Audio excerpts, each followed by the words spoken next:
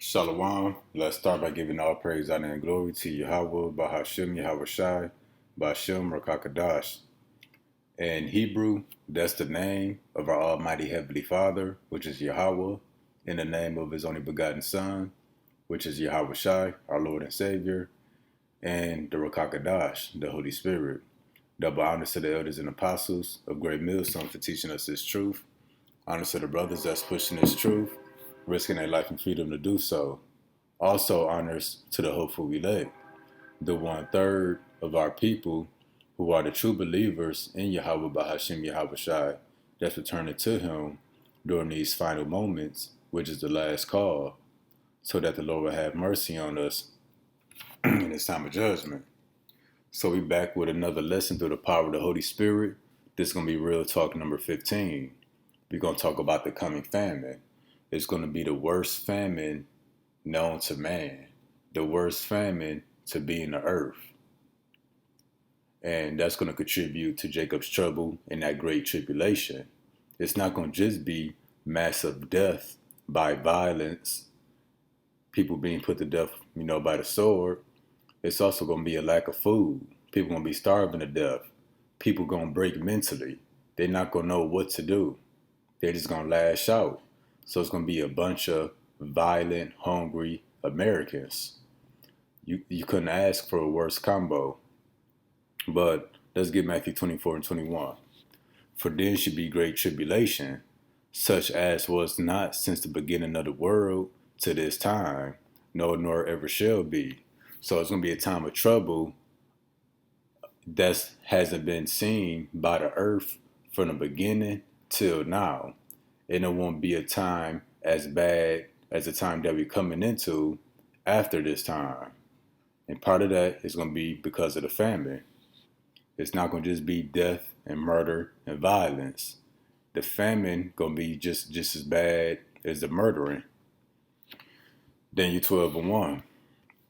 And at that time shall Michael stand up, the great prince, which standeth for the children of thy people.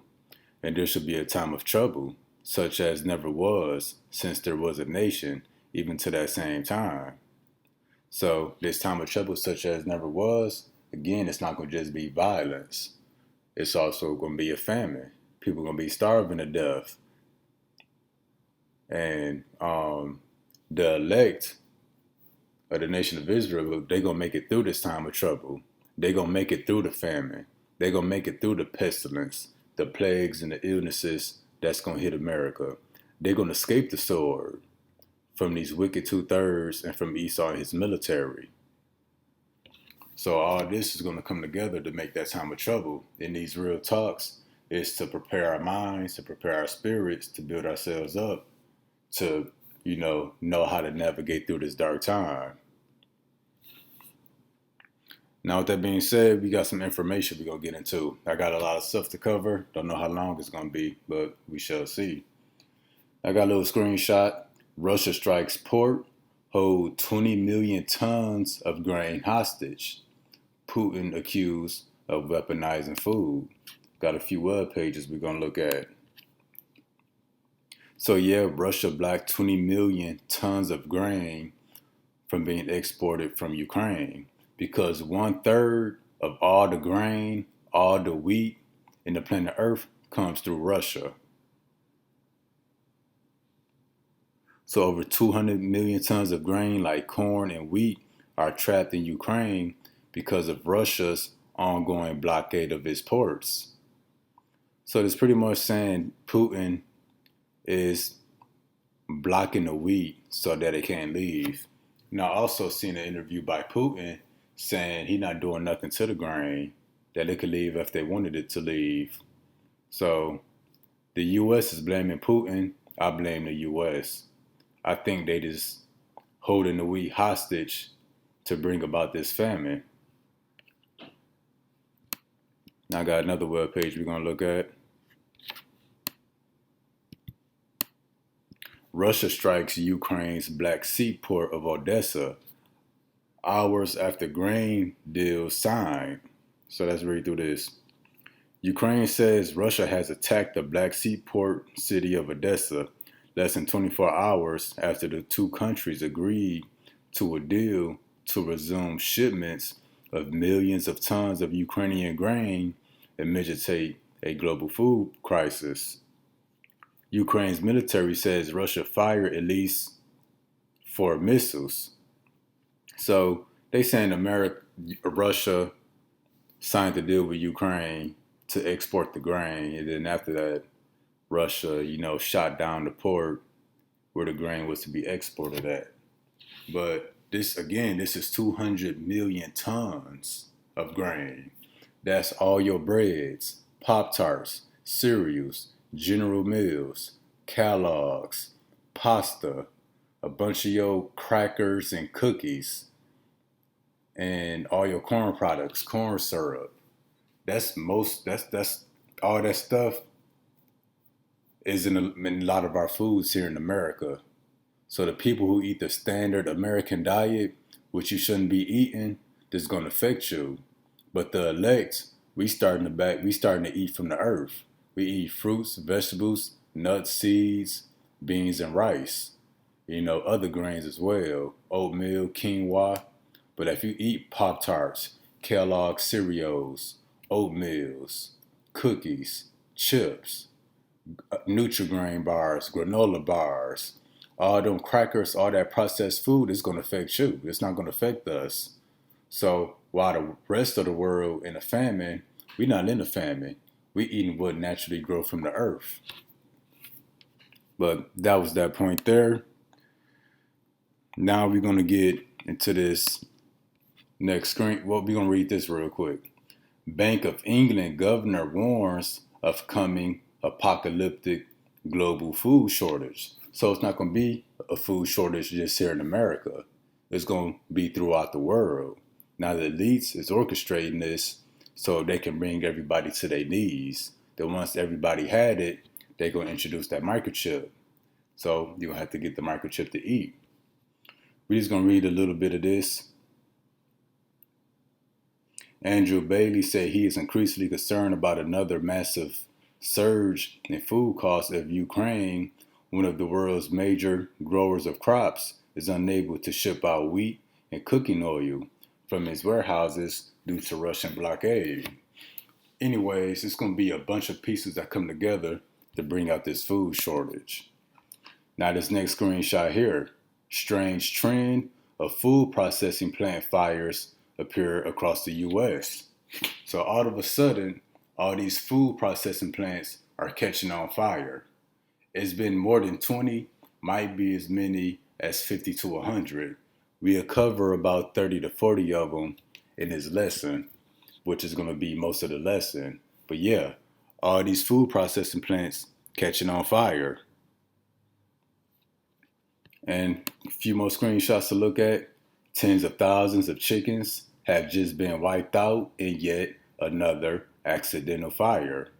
All these fires happened for unknown reasons. They all mysteriously happened. They all been freak accidents. Nobody was caught on any of them. Nobody don't know what's going on. Another one, tens of thousands of chickens killed in Wright Country Egg Farm fire. Another one, massive fire destroys poultry farm that supplies major supermarkets. And this is going to be the first thing we look at. We're going to look at all these food processing plant fires by starting with the chicken fires, because there's been millions and millions of chickens that's been wiped out in these fires. So let's let this video play. Hebrews, I tell you, we got another one, and that's May 3rd. Still think it's fake? Y'all see that headline that's under the picture? Y'all better stock up. This is very, very serious what's going on. But they want you to be distracted, Hebrews. Don't distract yourselves. Pay attention. Act accordingly. Stock up.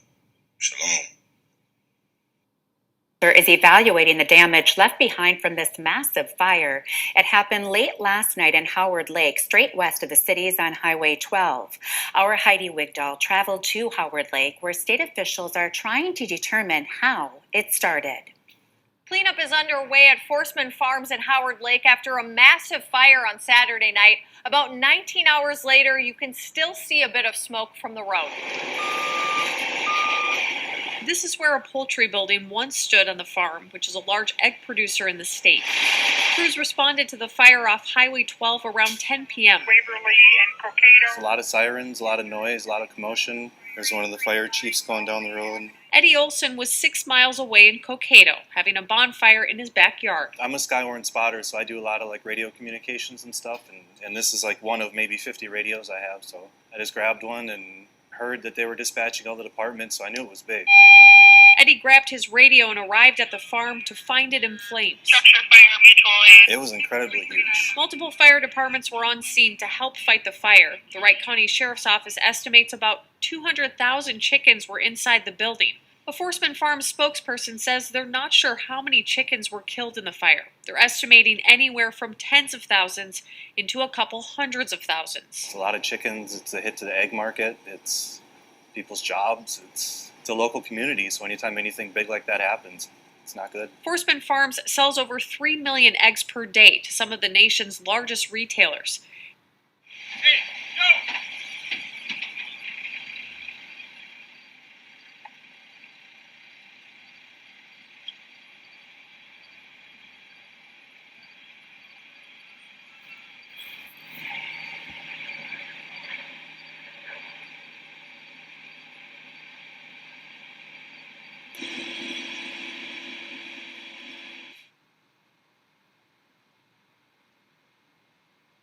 So another one, 200,000 more chickens burnt in the fire. Nobody knows what happened. And we got many more.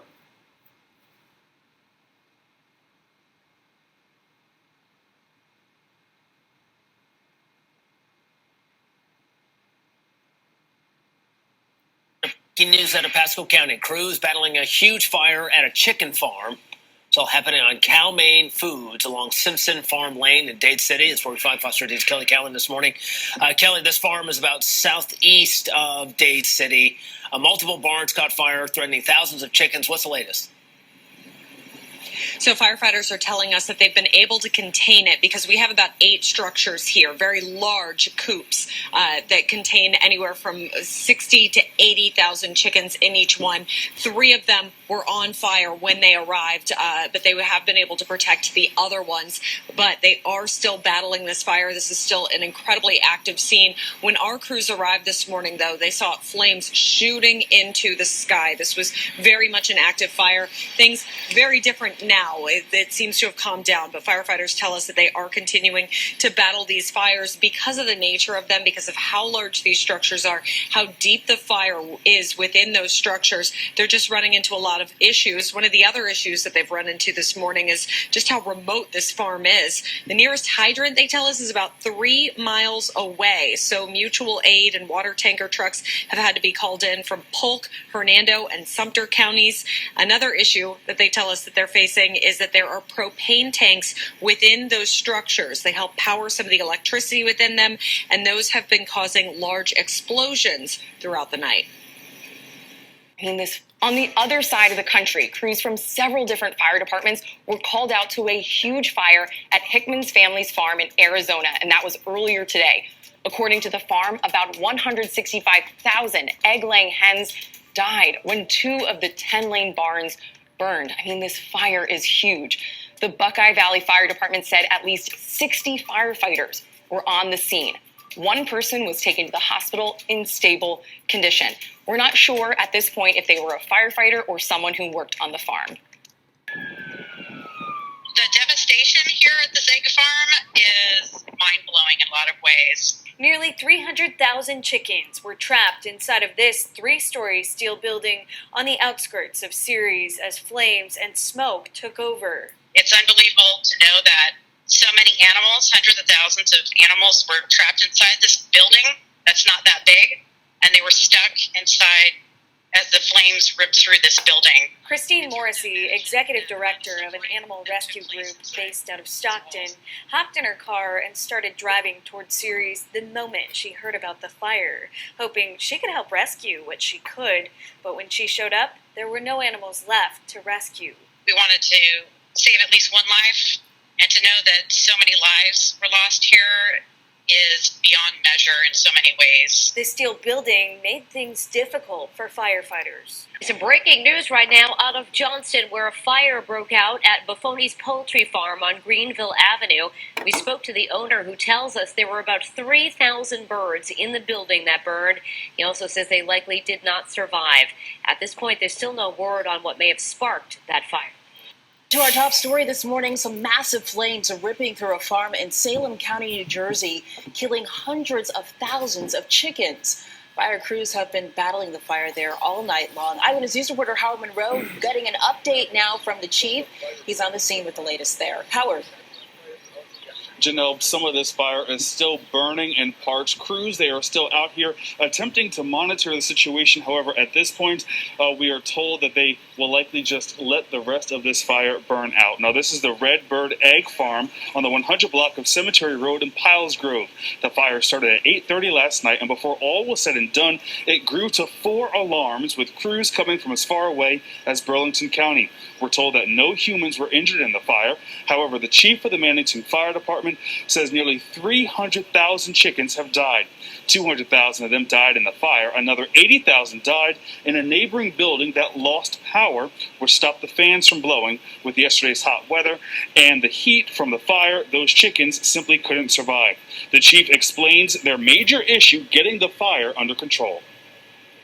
Water, because there's no fire hydrants out here, so we have to have all water tanked in by trucks. And this thing was hot.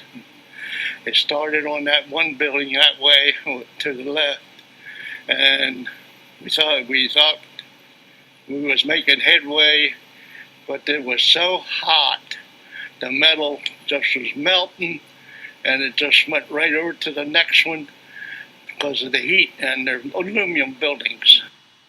Tonight with the emergency evacuations tonight with a massive fire. All right, so you're starting to see the trend. That was just 7 chicken plant fires, but millions of chickens, millions of eggs was destroyed. But that's going to bring us to our first scripture. If adversity come upon thee, thou shalt find him there first. And though he pretend to help thee, yet shall he undermine thee. So what did all these chicken fires have in common? Who was on the scene first? It was Esau. Either it was a person who owned the chicken farm, which was an Edomite, or firefighters was there, which were also Edomites. So we don't know who told them the truth. I can tell you they all lying. So again, if adversity or trouble or any kind of situation come upon thee, thou shalt find him there first. So Esau was the first one on the scene. Now, these started back in 2020, with that illness that started spreading. The government started paying farmers to destroy their food. So these chicken farm fires ain't nothing different. That's the government paying Esau to destroy the food.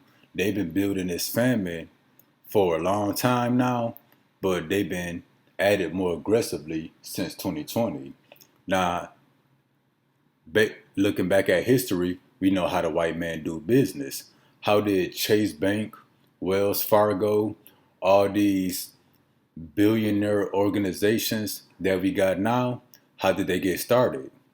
They got rich off the backs of the Negro slaves. So every time they had a slave die, they would take out an insurance claim on it. And that's how they got rich. That's how they got that generational wealth. This is nothing different. Because what? How much does a chicken cost? I don't know, but, one chicken times 250,000 times 300,000. So they got millions and millions of dollars in wealth at these chicken farms. So what you think happened? The government told Esau burn your chicken farm, and we'll pay you. And then what happened after that? They took out an insurance claim on a chicken farm that just got burned with the millions of dollars worth of food. So Esau cashed out big time for each of these chicken farm fires and these food processing plant fires, because Esau is big on insurance. Esau got all his stuff insured. So he got paid from the government and he took out an insurance claim on it. So they, in the video, acting all sad, talking about this people lives, this people jobs. They don't care about you people. They just got paid. They got cashed out. They got paid enough money to take care of them and their families. And the government gonna pay them continually long as they stop producing food. So again, the adversity come upon thee, thou shalt find him there first. And though he pretend to help thee, yet he shall undermine thee. So Esau think that the government is helping them by giving them money to burn down their stuff. And they can take out insurance claims, but he really undermining you Edomites that's dumb enough to take the money. Because now they're gonna create an apocalyptic global food shortage that's going to affect you in the near future. But anyways, let's get on to the next set of videos that I got. At a fertilizer plant in North Carolina. So a fertilizer plant caught on fire because all these farms need heavy fertilizer because Esau done stripped the earth of all their nutrients. They don't do the farm Sabbath, where you're supposed to let the earth rest for a year and not farm or plant anything so the earth can rejuvenate her nutrients. But Esau don't do that. They farm the same stuff year after year after year. No land Sabbath. So now the fertilizer plant's catching on fire. So now Esau already had a hard time producing crops. That goes back to the curse of Cain, I think in Genesis the 4th chapter, when it says, and the earth shall not yield unto you her strength, meaning that the earth wouldn't produce crops for this man. That's why he got to genetically modify the plants. That's why they got to add all this fertilizer to get the earth to actually produce something, because the earth don't want to grow no food for Esau. But boom, fertilizer plant caught on fire. Now let's continue. Thousands forced from their homes, firefighters pulling back as well, amid concerns a significant explosion could still be possible. They want this fire to burn itself out, but they also want it to burn at a certain temperature to avoid any blast. Victor Akendo on the scene in North Carolina. Tonight in North Carolina, thousands of evacuees are wondering when they'll be able to return home. The fire at this Winston-Salem fertilizer plant now burning for 24 hours. I had an alert on my phone telling us to evacuate. So I just packed up everything and no questions asked. I'm just getting out of here. The 600 tons of ammonium nitrate on site fueling fears of a catastrophic explosion. Overnight, firefighters ordering residents within a 1-mile radius to leave immediately. If it explodes, it'll level 1-mile radius. Please exit the area. Evacuating themselves, too. Tonight, authorities hoping that they're able to keep the fire burning cool enough to avoid a potential blast and that the inferno burns itself out. Things so far have gone well, but we are not anywhere near being out of the woods. In 2013, a fire and explosion at a Texas fertilizer facility storing a fraction of the amount of ammonium nitrate killed 15. The ATF ruling that fire was intentionally set. Now they said ammonium nitrate, which goes in a fertilizer. You see, when these fertilizer plants catch on fire, they explode like a bomb. Ammonium nitrate is used in the production of explosive, like missiles, nuclear missiles. Now that all these countries getting ready for war, I know especially in Russia, they shut down many fertilizer plants so they can use that ammonium nitrate to produce more missiles. So you're either going to produce fertilizer or you're going to produce missiles. You need missiles to defend yourself. So it's about to be a shortage of fertilizer throughout the earth. So all these countries can build more missiles. Outside that 1-mile radius, tonight the plant says all of its workers are safe. The cause of the fire is under investigation. There was also a... And that And that breaking news is out of Sutter County. Parts of Highway 99 and Live Oak are closed right now after a large fire destroyed a walnut plant. This happened.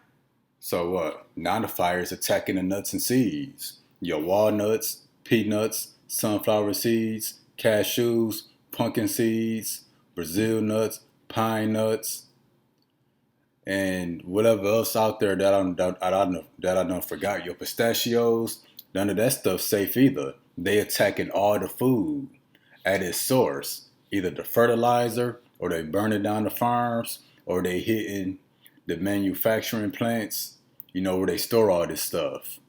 So ain't nothing safe. The only food you're gonna be able to eat is gonna grow from the earth. Your apple trees, pecan trees, stuff that you can find out and about. And at what used to be the Diamond Walnut Factory on Live Oak Boulevard, and the massive fire is still burning. Look at the firefighting effort there on the left, on the right. That is a map of where it's located. And that is where we find KCRA 3's Aaron Heff with the latest details on what's happening right now. Aaron?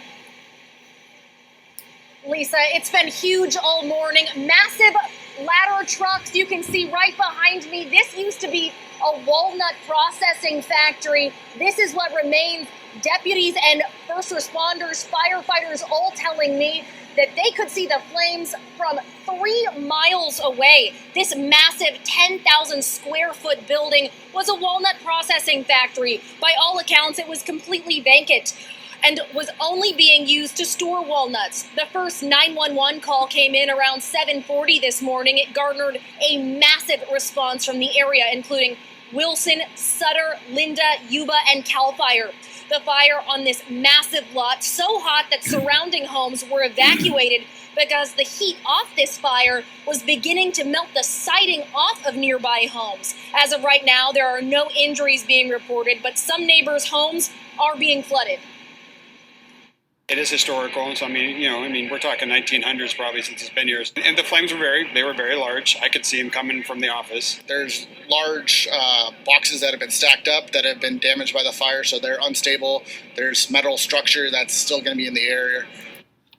Go back to the scripture, Ecclesiastes, Classicus 12 and 17.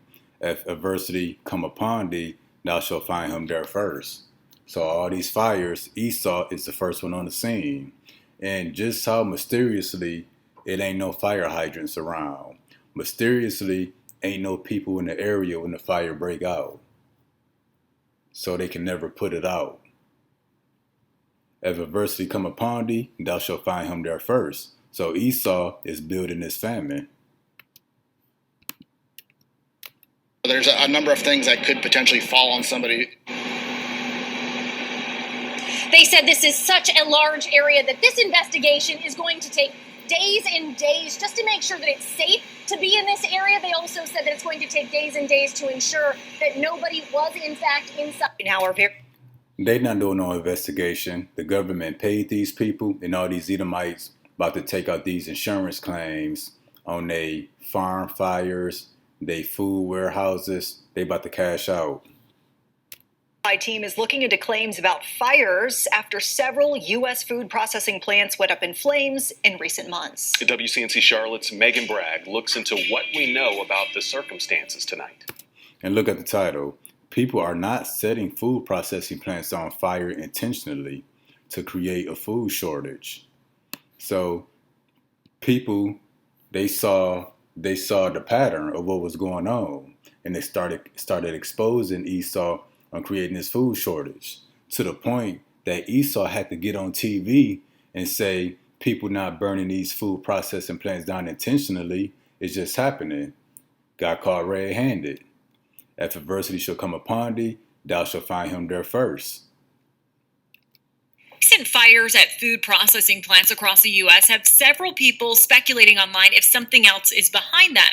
This tweet notes a, quote, odd coincidence that, quote, 18 U.S. food processing facilities burned down in the last 6 months. The question that we're looking at today, are people setting food processing plants on fire intentionally in order to create a food shortage? Let's verify. That's exactly what's going on. Esau is burning this stuff down to create a food shortage. Because what happened in 2020 when we had all the protests and the riots for George Floyd. Esau got dressed up in all black and started burning down auto zones, started burning down the police stations. So that's how Esau does things. When ancient Rome was falling, which was a white Edomite empire, the one of the leaders of Rome started burning stuff down and blamed it on the Jews, on our people. So that's Esau's playbook. He starts to burn stuff down once he gets frustrated.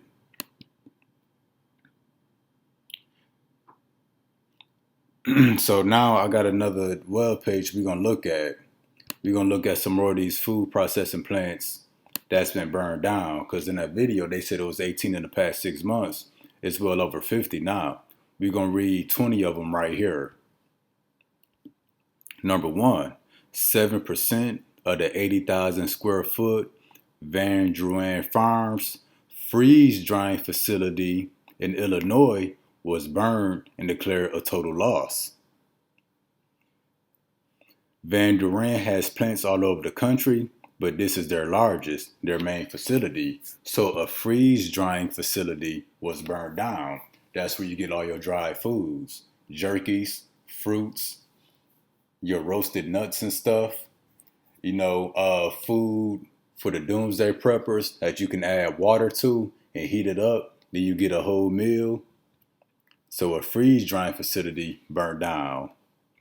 Number 2, a fire was reported around 4 a.m.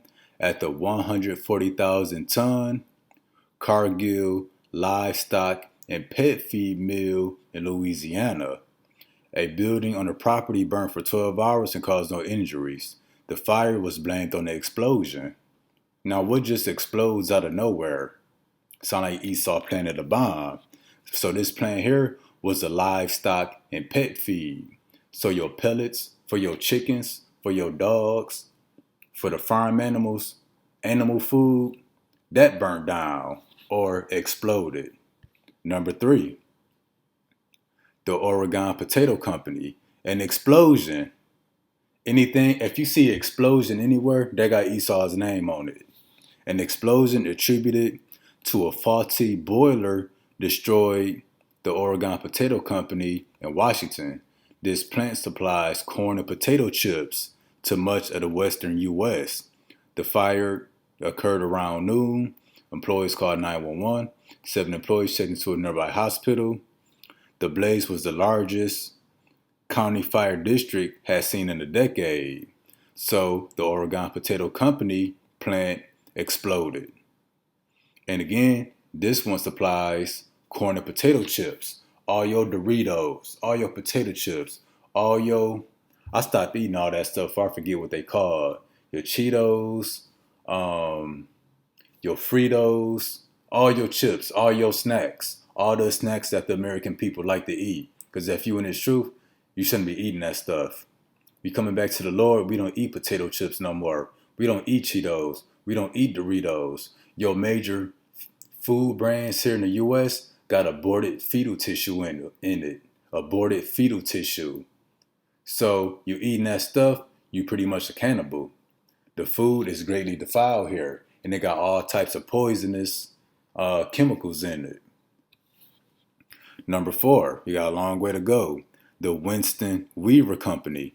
Around 7 p.m., January 31st, 150 firefighters were called to a massive fire at the Winston Weaver fertilizer plant. The blaze was so large, it was allowed to burn. Everyone within a 1 mile radius of the plant was ordered to evacuate for fear that the 5,000 tons of fertilizer and 600 tons of ammonium nitrate present in the plant would explode. No injuries or death were reported, and especially fortunate outcome considering that just a few months earlier, a very similar type of fire at a Weaver Company facility killed 15 people. So I think this might have just been the one we just saw, a fertilizer plant. Not only did it burn, it exploded. Number 5, Wisconsin river meats. An overnight fire destroyed nearly the entire infrastructure of the Wisconsin River Meats manufacturing plant in Wisconsin. Most of the plant was considered a total loss. No livestock or employees were injured. Without a facility, co-owner David says the company will have to rebuild. So pretty much a meat building or whatever was destroyed. So they out of business. So you're going to have no more meat, no more food coming out of that.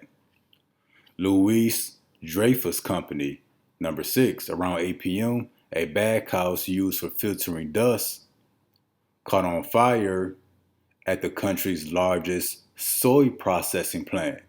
So the largest of each kind of plant is burning down in the U.S.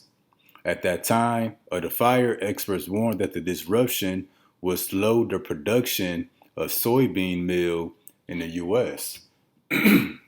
So the country's largest soy processing plant also caught on fire. What's soy? All your fake vegan meats, soybeans, tofu. It's soybean and all kind of stuff. So it's going to be a shortage of that. Your vegan junk food, it's going to be a shortage of that. Soy is also used in a lot of animal feed. There's going to be a shortage of that. Yeah, all these plants burned down within the past year and a half. So they're not coming back in business. All these people cashed out. Number 7, the Best View Farm. In the early morning of Friday, February 18th, a fire devastated the milk parlor at Best View Farm. Dairy cows had to be transported to facilities in the surrounding areas, interrupting Best View operations. So your production of milk, cheese, butter, your dairy products, your beef, all that's disrupted by another fire.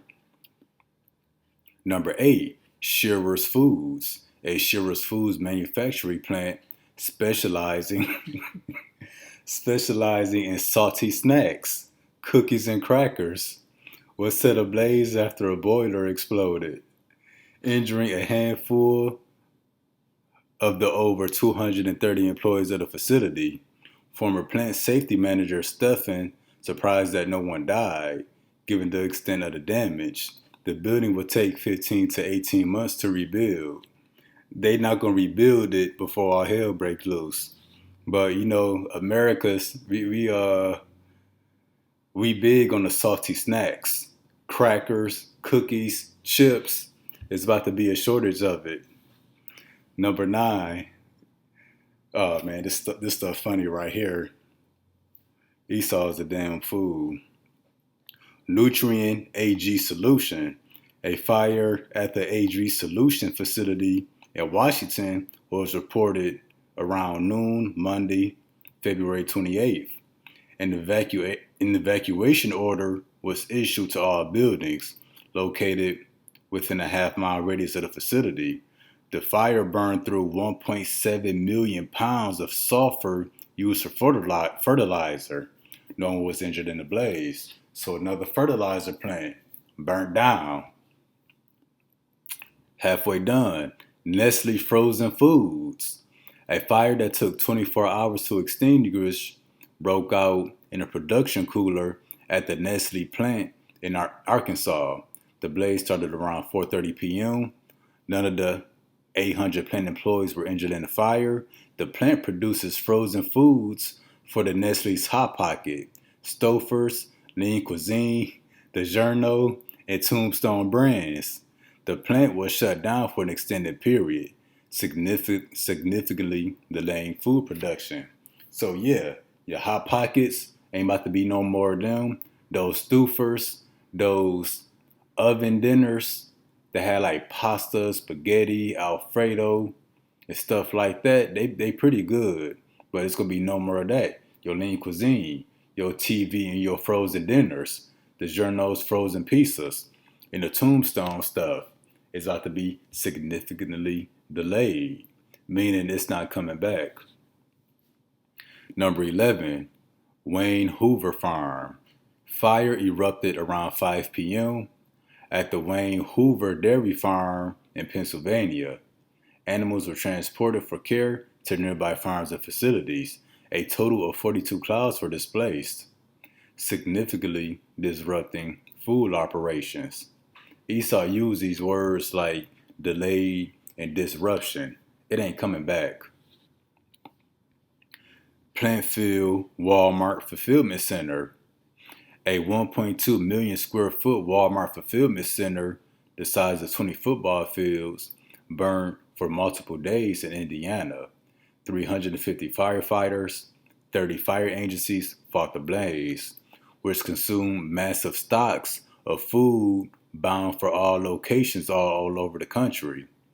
According to the Walmart CEO, the loss put a strain on the company's supply chain system. The Bureau of Alcohol, Tobacco, Firearms, and Explosive is still investigating the fire's cause months later. Esau tell you he investigated. He didn't investigate nothing.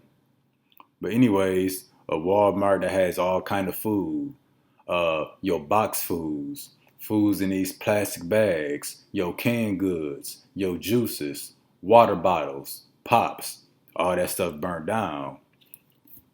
I wish this fire come to where I work at.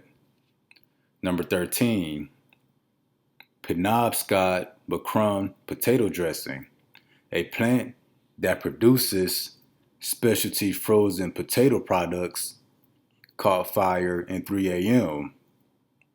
Frozen potato products, I think that's your French fries and tater tots and all that stuff. It's about to be a shortage of that. It is believed that the fire was started in one of the facility's large fryolator machines, party machines that makes fries and fry them, pre-fry them. Well, it burned down. Maricopa Food Pantry. A sudden fire broke out at the Maricopa Food Pantry in Arizona. The blaze spread quickly, stoked by trailers full of refrigerated fuel. 50,000 pounds of food were lost, which will have a detrimental effect on the community, which one resident described as not having many food banks. So a food pantry, a food bank to feed the poor, the homeless, these food shelters, that's supposed to donate and give food throughout the communities, it burned down. Number 15, Rio Fresh. An enormous fire overtook an onion packing facility in Texas. These key facilities are part of the largest onion packing operation in southern Texas. So it's about to be a shortage of your onions. Number 16, East Conway Beef and Pork. On the evening of Monday, April 11th, a coalition of first responders in Center Conway, New Hampshire, were called to a massive fire at East Conway Beef and Pork. Despite 16 hours at the scene, the building burned down to the foundation. Neighbors helped save cattle living at the facility. So your beef and pork facilities about to be a shortage of your hot dogs, your burgers, anything that comes from beef and pork. And your pork is in a lot of stuff. A lot of your sweet gummies, your candies, is pork in that. Pork made in just about everything here in America. And aborted human fetal tissue, aborted fetal tissue. Number 17, Gem State Processing Plant. At 8 a.m., a single-engine plane registered with Spirit crashed into a food processing plant. The pilot was flying solo and was killed in the crash. No other injuries were reported. Gem State Processing Plant sources 18,000 acres of Idaho potatoes. So your potato chips, your French fries, your tater tots, even your whole potatoes that you get in the store, it ain't about to be done. And I got more info showing that the U.S. has been destroying potatoes for no reason. So ain't nothing safe here in America.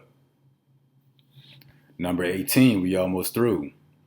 Taylor Farms. On the evening of April 13th, just after 7 p.m., A 4-alarm fire was reported at the Taylor Farms processing in California.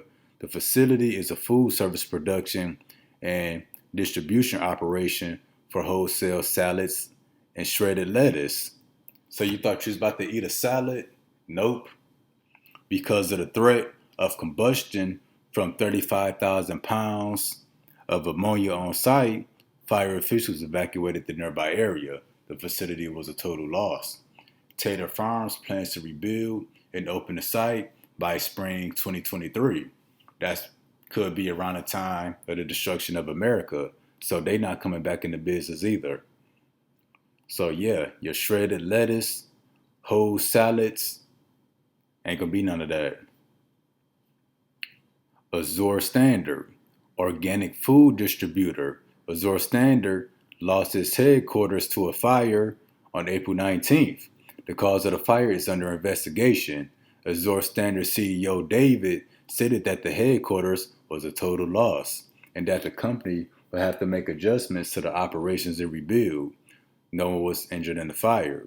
So your organic food distributor, your organic foods, natural grocers, Whole Foods, Sprouts, that you can get at Winco, Walmart, and Kroger in certain areas. There's about to be no more of it. Now, I thought it was 20. How many? Let me see how many we got. 26. We're just talking about this General Mills. A twin-engine Cessna crashed into a General Mills plant in Georgia, just outside of Atlanta. So it's fires happening at these plants, explosions, planes crashing into them.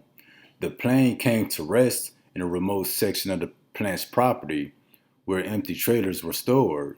According to the police, the plane exploded on impact. A small series of explosions followed the crash as well.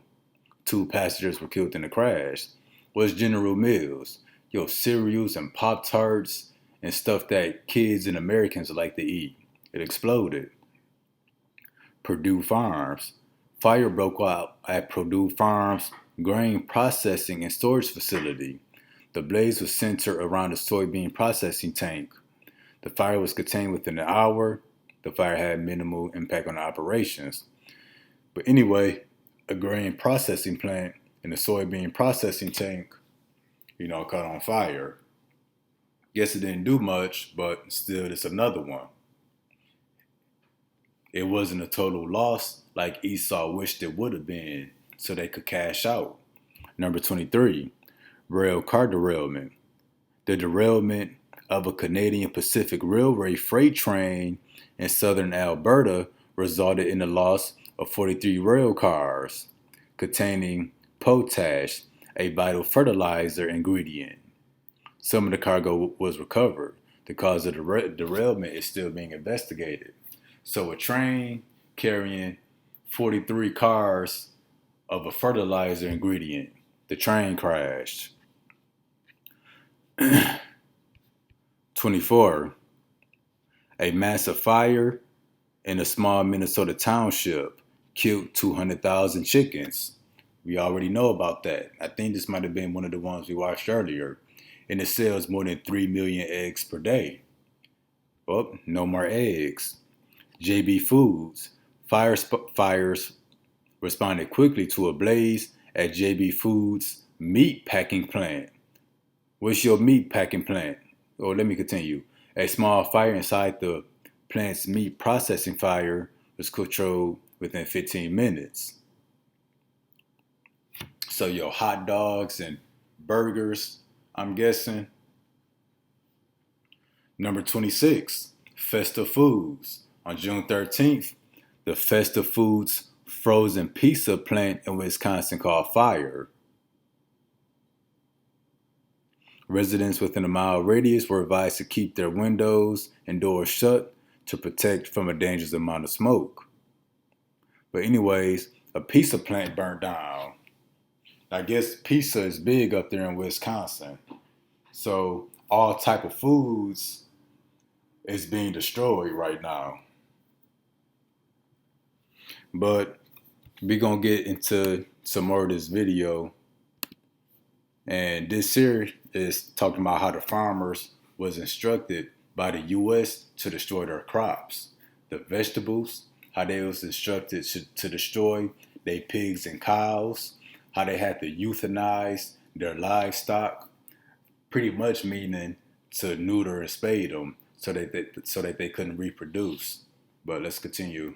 To move animals and, if necessary, advise and assist on depopulation and disposal methods. Ladies and gentlemen, we are plowing under vegetable crops from coast to coast. We are euthanizing millions of chickens. We are aborting sows and burying feeder pigs. We are dumping milk by the hundreds of thousands of gallons. Your milk. We shouldn't be drinking that either. And now they are preparing us to depopulate the fat cattle ready to harvest because of a bottleneck created. So yeah, Esau is big on depopulation right now. He wants to depopulate the human race. He wants to depopulate the farm animals. He wants to depopulate the food. So Esau is on a mission to destroy right now. Now this is another one. Why millions of potatoes are being thrown away during that sickness, which was 2020, 2 years ago. So yeah, millions of perfectly good potatoes that could have helped the homeless throughout all the world was being destroyed, was being thrown away. And the people that was throwing them away was being paid by the government, and they took out false insurance claims on them, which we just saw that. Now this is another one, 18 signs that indicate that food shortages are only going to get worse, a lot worse, in the second half of 2022. I think I got a web page on that. And we're in the second half of 2022 right now. We're just going to briefly read through this because we still got to get into the scriptures too. The largest fertilizer company on the entire planet is warning that severe disruptions could last well beyond 2022. Number 2, World Fertilizer Price Index has skyrocketed to absurd heights. So fertilizer, the price of it is skyrocketing. It is being reported that the global grain reserves have dropped to extremely low levels. We know that millions of tons of grain is being held hostage in Ukraine. Number 4, due to the war, agricultural exports from Ukraine have been completely paralyzed. We went into that just a little bit ago. The out-of-stock rate for baby formula in the United States has reached now 40%. So baby formula is out of stock. And we got some footage on them later that we're going to get into in this lesson. So your babies ain't safe either. You and this truth, your baby shouldn't be drinking baby formula. Number 8, in the 6 U.S. states, out-of-stock baby formula has risen to 50% or greater. Number 7, searches for the phrase how to make homemade formula for babies. It's called breast milk. But Esau got a problem with producing that, apparently. Number 8, we are being told this is the perfect storm as shelves become increasingly bare at food banks all around the nation. We just got word that one of the food pantries caught on fire, 50,000 pounds of food destroyed. Number 9, in Canada, more than 1.7 trillion chickens and turkeys have already been lost in recent months due to a global bird flu pandemic. 1.7 million chickens and turkeys lost. That's just in Canada. This number is more like 37 to 40 million here in America, which you're going to get real soon. That's a spirit. The number 37, right on the dot. Number 10. In the U.S., 37 million chickens and turkeys have been wiped out due to a global bird flu pandemic.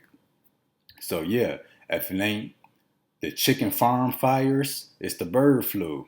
We know Americans love chicken nuggets, chicken tenders, boneless wings, bone-in wings. Remember how y'all was acting over that Popeye's chicken sandwich.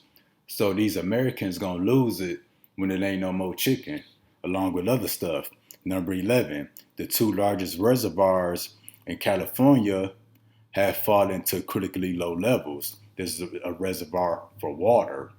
So the water reservoirs are drying up. Number 12, communities in Southern California won't make it through the summer without cutting back on water usage.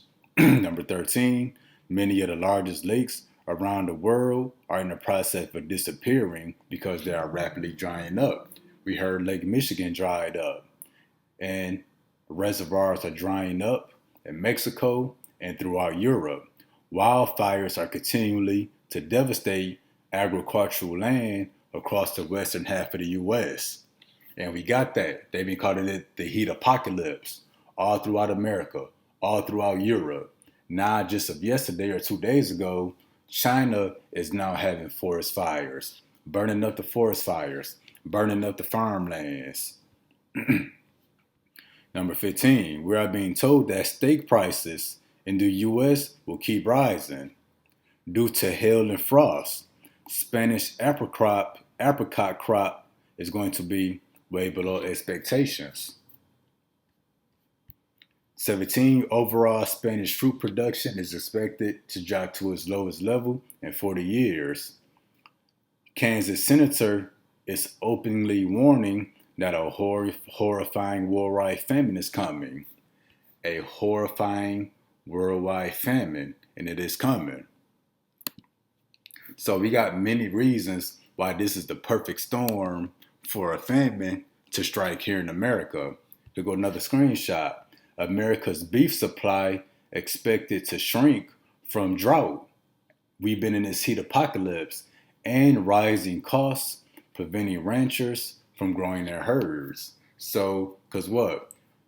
The livestock and pet feed plant blew up. So they can't feed their cows these pellets. Cows eat grass. It's been a heat wave, drying up all the grass, forest fires, burning up all the plants. So it's costing these farmers a lot to raise a cow. So that's why they've been killing the cows, euthanizing the cows, so that the cows can't reproduce. Now I got another web page we're going to go over. America's beef supply is expected to shrink. We're about to read a little bit of it. Beef prices are likely to continue rising in the U.S., so your burgers, your steaks, that's one of Esau's favorite dish, is about to skyrocket. This move is expected to further constrain U.S. beef production in the coming months.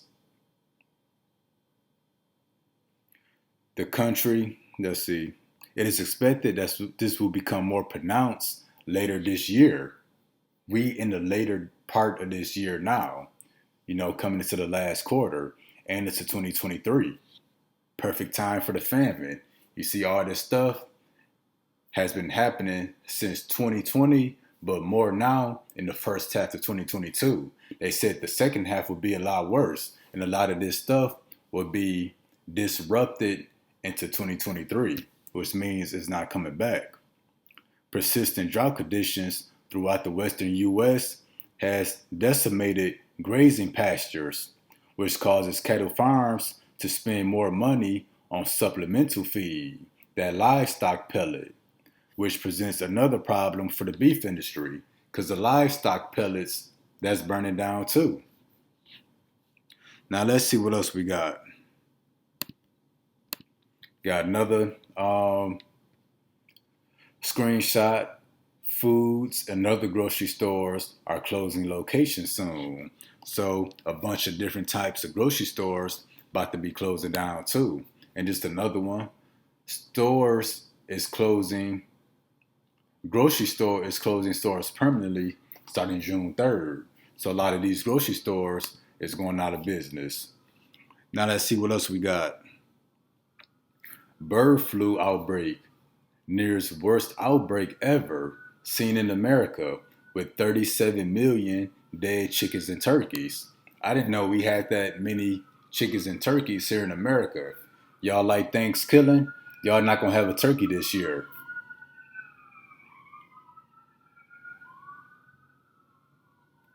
Now let me get on with some more of this video that I got.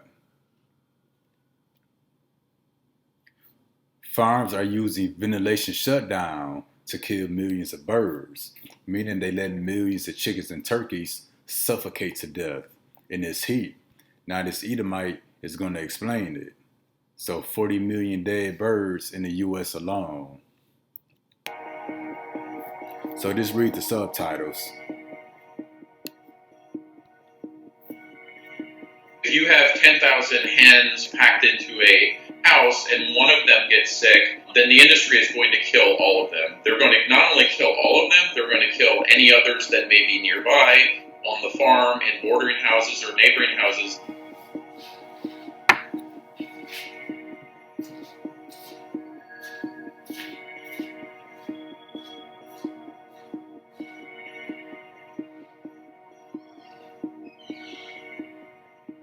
I think most of the public would be shocked to watch these chickens suffer so profoundly.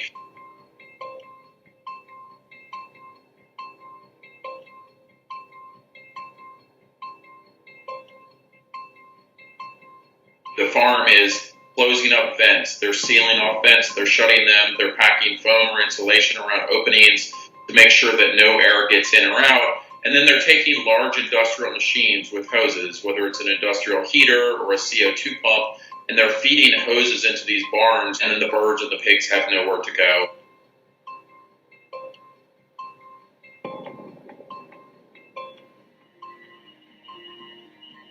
In 2015, there was a large avian influenza outbreak, and presumably these experiments were done to be able to respond to the next one.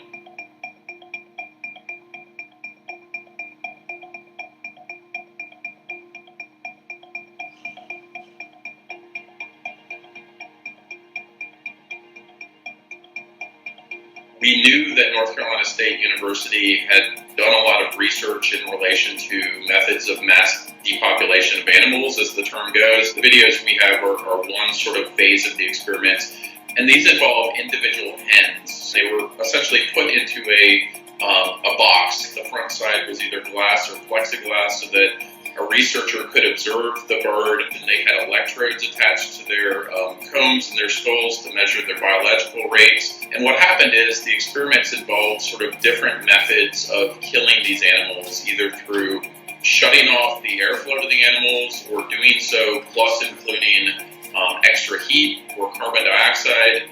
And you can sort of probably get a picture of what that entailed. And many of these experiments went for well over an hour. Literally every second these chickens are in the box, they are panicked, they're gasping, they're hurting, they're suffering. And I think it's shocking to see an individual bird subject to this, but I would just encourage people as they think about and watch this to try to amplify that times the hundreds of thousands, if not millions.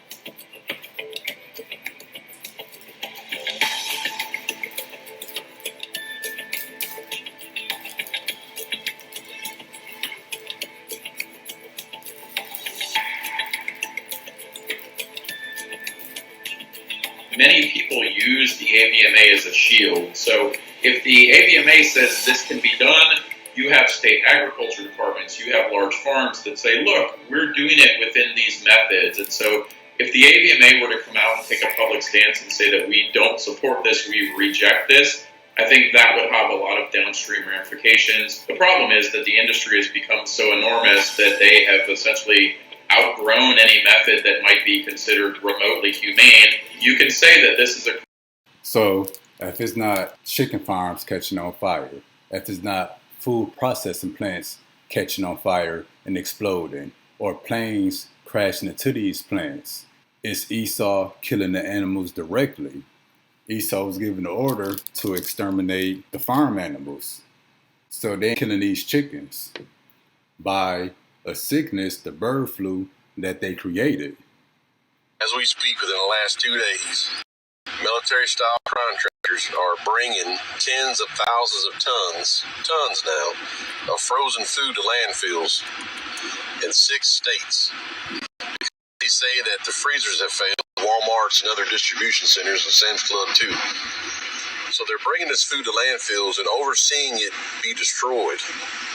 So yeah, Esau is bringing tens of thousands of tons of frozen food. You know, frozen food is a big thing here in America, and they bringing it to landfills and burning it. So Esau is destroying the food, even the frozen food. Military-style contractors are bringing tens of thousands of tons now, of frozen food to landfills in 6 states.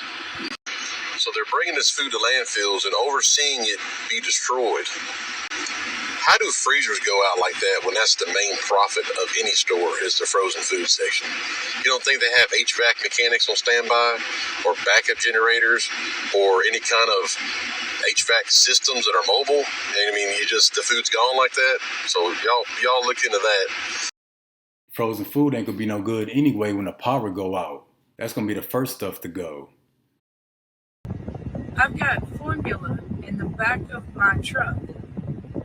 And I'm fixing to show you what the fuck they're doing with it. Now, this is talking about the baby formula shortage. She about to show what they doing because she's driving this baby formula shortage or the baby formula to these different sites. Now, let's see what they doing. Y'all, that's pallets of baby formula. They're dumping them. That's what they're doing with them. There's pallets upon pallets. I wondered why they had it stored outside. That's baby formula. They're breaking them down off those pallets. Trying not to be seen. They're breaking them down off the pallets. And watch, you're fixing it. The guy in the dozer is fixing it. Oh my God. Y'all, that's baby formula. I've got baby formula on my truck. And that's baby formula.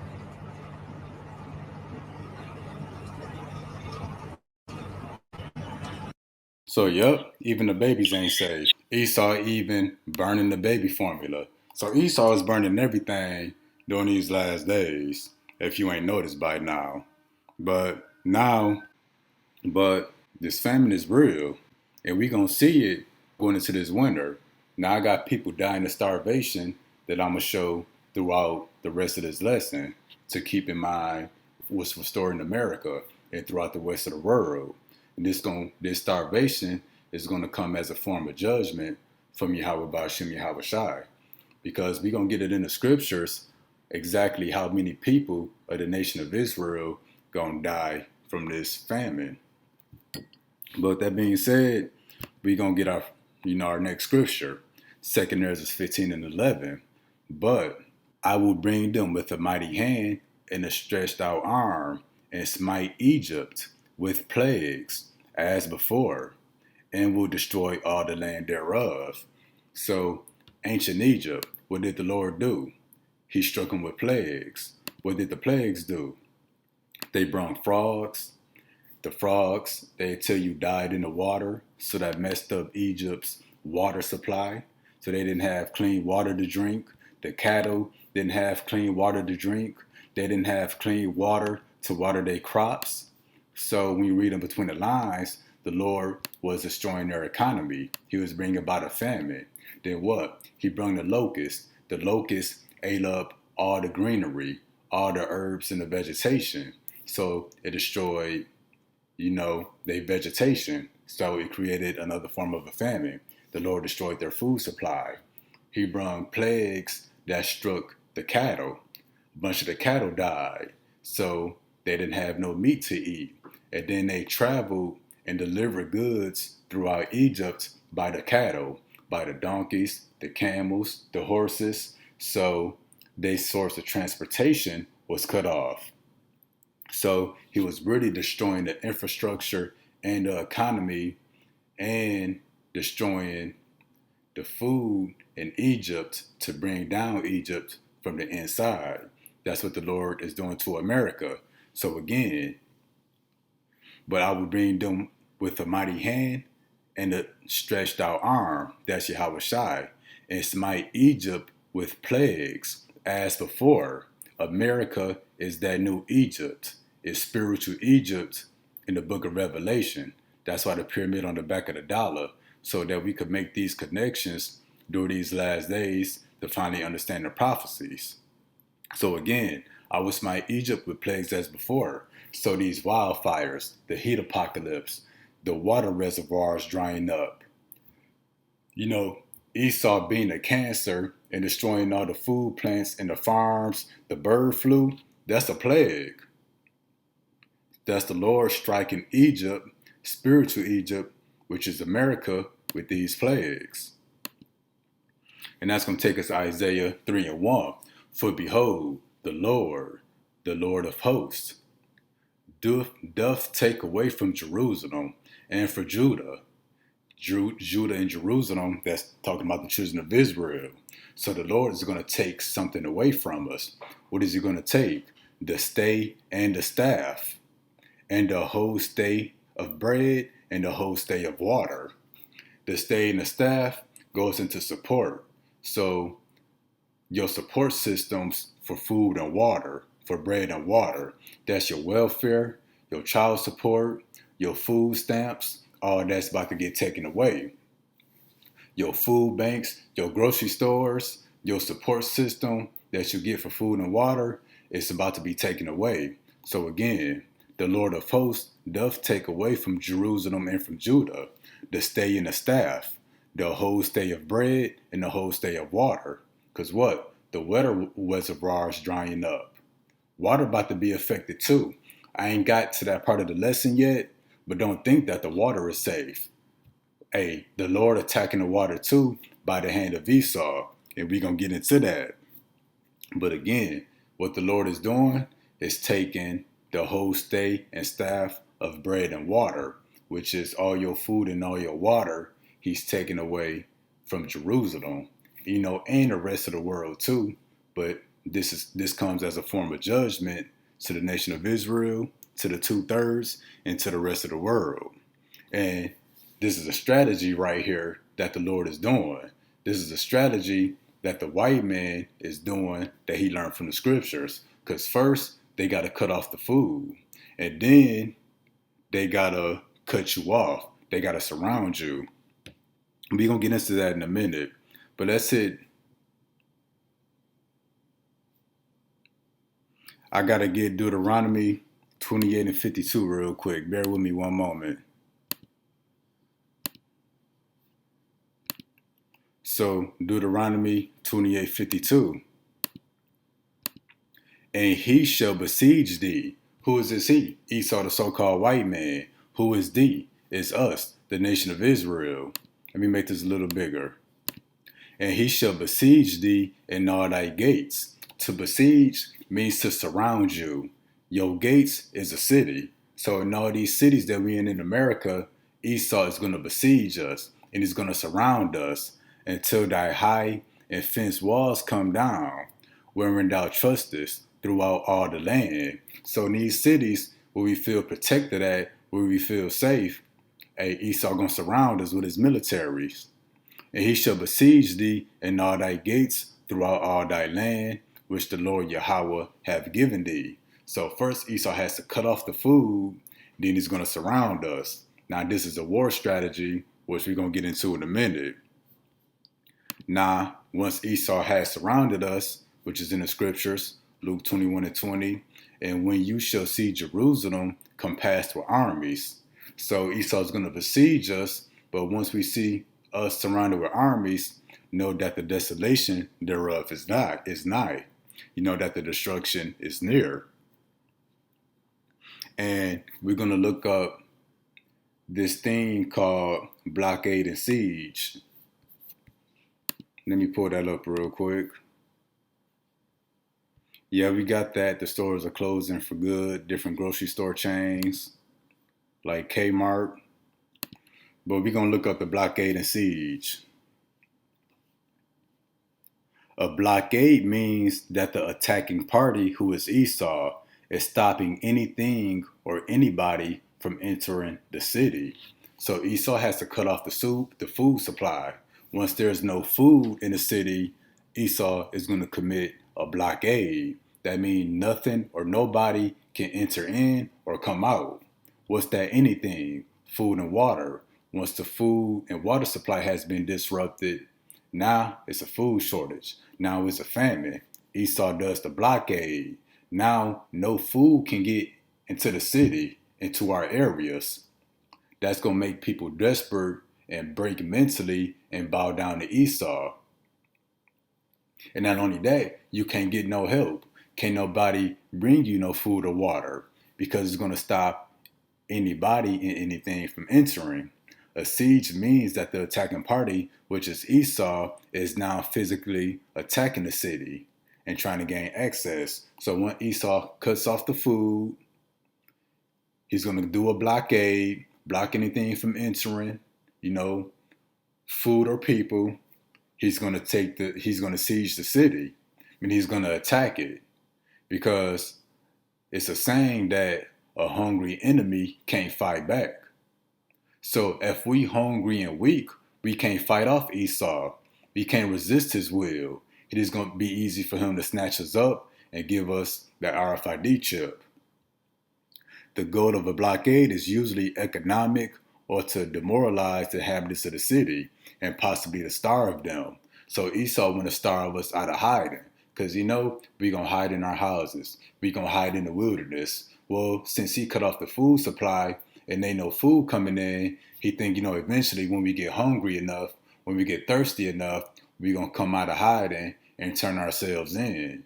The 2/3 going to do that of the nation of Israel. But the 1/3, we're not going to turn ourselves in. We're going to trust in the Lord and eat from the earth.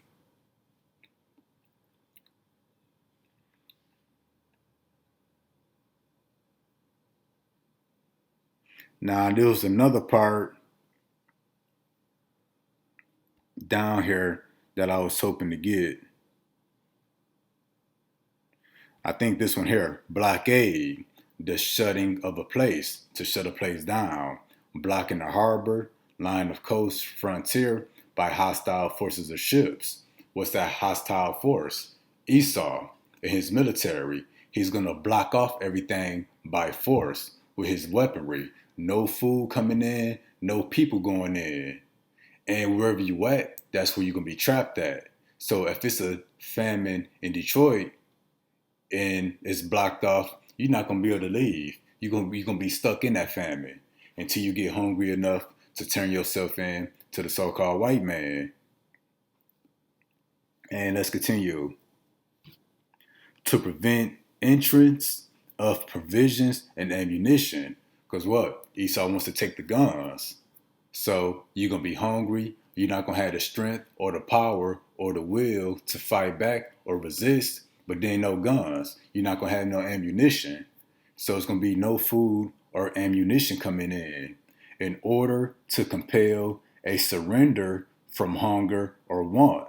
So people are going to surrender and turn themselves in to Esau just because they're hungry, just because they're thirsty, just because they want to get out of those conditions. They're going to go back to living comfortably. When doing that, you're giving yourself into the slaughter. Because Esau going to say that he's helping people, giving food, turn yourselves in, but Esau going to be exterminating you on a massive number. A siege, the action on the part of the army, Esau's military, in order to cut off all outside communication and to reduce or take. So yeah, Esau's doing that also to cut off communication. You got ties outside the city that could bring food, water, or ammunition, or help, or to create a resistance, you're not going to be able to. And let's continue with the scriptures. And that's going to also contribute to Jacob's trouble. Allah's for that day is great, so that none is like it. it is even the time of Jacob's trouble, but he shall be saved out of it. You know, the great tribulation is going to be a great time of trouble for Israel because Esau creating this famine. He's going to besiege the city, do a blockade and siege. It's to starve us out of hiding so that he can exterminate us. It's not going to just be a violent time. There's going to be no food. So not only are you going to have to fight back and resist, but you're going to have to do all that on an empty stomach. That's going to contribute to this Jacob's trouble. That's why this time is going to be so great. And that's why we're going to hit Revelations 18:8. Therefore shall her plagues come in one day. Who is this her? Is Lady Liberty. So the plagues of America are going to come in one day, meaning suddenly. One day, everything's going to be normal. You're going to go to sleep and wake up. The next day, everything's going to be not normal. And what are the plagues? Death and mourning and famine. It's all going to happen in one day. One day, there's going to be no food. Then Esau going to be doing a blockade and siege on all the cities here in America. Meaning he's going to be cutting off and locking down all the cities where we at. So wherever you at, that day the blockade and siege happens by Esau's military, that's where you're going to be at with no food and water. And she shall be utterly burned with fire, for strong is the Lord Yahweh who judgeth her. So the Lord going to bring all these plagues to break down America from the inside. Ultimately, he's going to burn it with fire. But again, plagues are going to come in one day. And that's going to bring us to Ezekiel 6:11. Thus says the Lord Yahweh, smite with thine hand, and stamp with thy feet, and say, alas, for all the evil abominations of the house of Israel, the Negroes, Hispanics, and Native Americans. For they shall fall by the sword, by the famine, and by the pestilence. What's the sword? Esau, the white man, and his military. What's the famine? No food or water. We've been covering that. And what's the pestilence? All these sicknesses and illnesses that they coming out with that Esau created. And that stuff not only going to take us, it's going to take out the rest of the world too. And all this is pushed by the hand of Esau. He's creating a famine and creating a pestilence. And he's going to bring the sword. Now we're going to hit Ezekiel 5:12. Because we're going to get into how many people going to die from what. So if you take the two-thirds of our people, 66.6% of our people, 1/3 of thee shall die with the pestilence and with famine. Shall they be consumed in the midst of thee? So 1/3 of the 2/3, which is 22%, is going to die by pestilence and famine. They're going to die by illnesses and lack of food and water, and they should be consumed in the midst of thee. And a third part shall fall by the sword round about thee. So those around you, 1/3 gonna die by the pestilence and famine, 1/3 gonna die by the sword, and those that escape, let's get that. So again, and the third part shall fall by the sword round about thee, and I will scatter a third part into all the winds, and I will draw out a sword after them. So you're going to have a bunch of the 2/3 that try to escape, flee the city, run into the wilderness. But the Lord said he's going to draw out the sword after them. What's that? Esau's killer drones, his mechanical dogs, his military. The Lord going to send them after you. Because you can't escape. You got to die by one of these things. Ain't no in between. You either got to die by the pestilence, or by the famine, or by the sword. Because you're going to have some people, we're going to get into that in a minute. Let's continue. We're going to hit 2 Ezra 6:22. And suddenly shall the sown places appear unsown. The full storehouses shall be found empty. What's the sown places? That's your farms. Because what do? You got to sow a seed. And then you can reap the harvest. Meaning you got to plant a seed. And then you can get the food that grows from that seed. So the sown places shall appear unsown. So all the farms going to be empty. You got fires, this heat apocalypse. And then Esau is destroying the vegetation from these farms. So that's the sown places appearing unsown. What's going to happen after that? That's going to lead to the storehouses being found suddenly empty. So the full storehouses, so they're going to be full, and then suddenly they're going to be found empty because these grocery stores only got about 3 or 4 days worth of food. But what's going to happen in America? Once all hell start to break loose, people start panic buying. So you're not going to have 3 or 4 days worth of food. Everything in your Walmarts and your Krogers and everywhere else going to go empty in 1 or 2 days. So that's the full storehouses suddenly being found empty. What we got next? 2nd Ezra 6 and 24. At the time of what? When the storehouses are suddenly found empty. At that time, friends fight one against another like enemies. So people you was cool with, friends, family, y'all gonna fight like enemies. All because of the lack of food. All because of the storehouses being found suddenly empty. And the earth shall stand in fear with those that dwell therein. So the people that's not in this truth, that's not part of the 1/3, they're gonna stand in fear. And also the springs of the fountain shall stand still. What's a spring? What's a fountain? It brings water. So Esau gonna cut off the water as well. So your tap water, your water hoses, hey, Esau gonna cut that off. It's gonna cut off anyway with a nationwide blackout or a potential cyber attack. Let's read this again. At that time shall friends fight one against another like enemies, and the earth shall stand in fear with those that dwell therein, and the springs of the fountains shall stand still, and in 3 hours they shall not run. So the water is going to be cut off all of a sudden.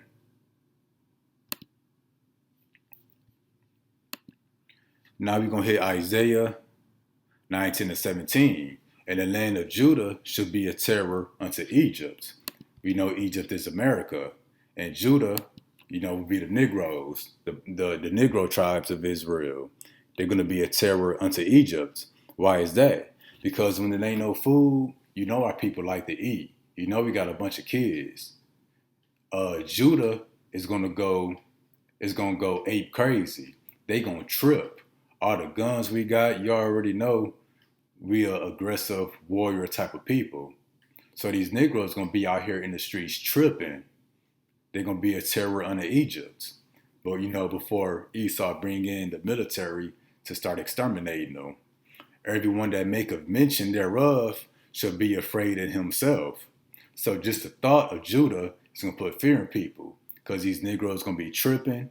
And then the 1/3, they going to fear us as well because everything we saying going to be happening. They going to think that we the curse because of the counsel of the Lord of hosts, which he had determined against it. And now we're going to hit 2nd Ezra 15 and 19. A man shall have no pity on his neighbor. That's going back to 2nd Ezra 6 and 24.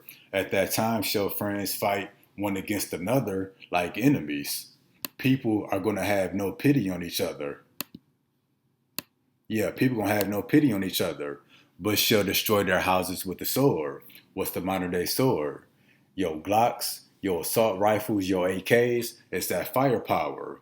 And spoil you their goods. So they're going to break in your house, destroy your house with that firepower. They're going to take your food and water, all your goods that you got stored up because of the lack of bread. And they're going to be doing this because of the lack of food and for great tribulation, great trouble in the streets.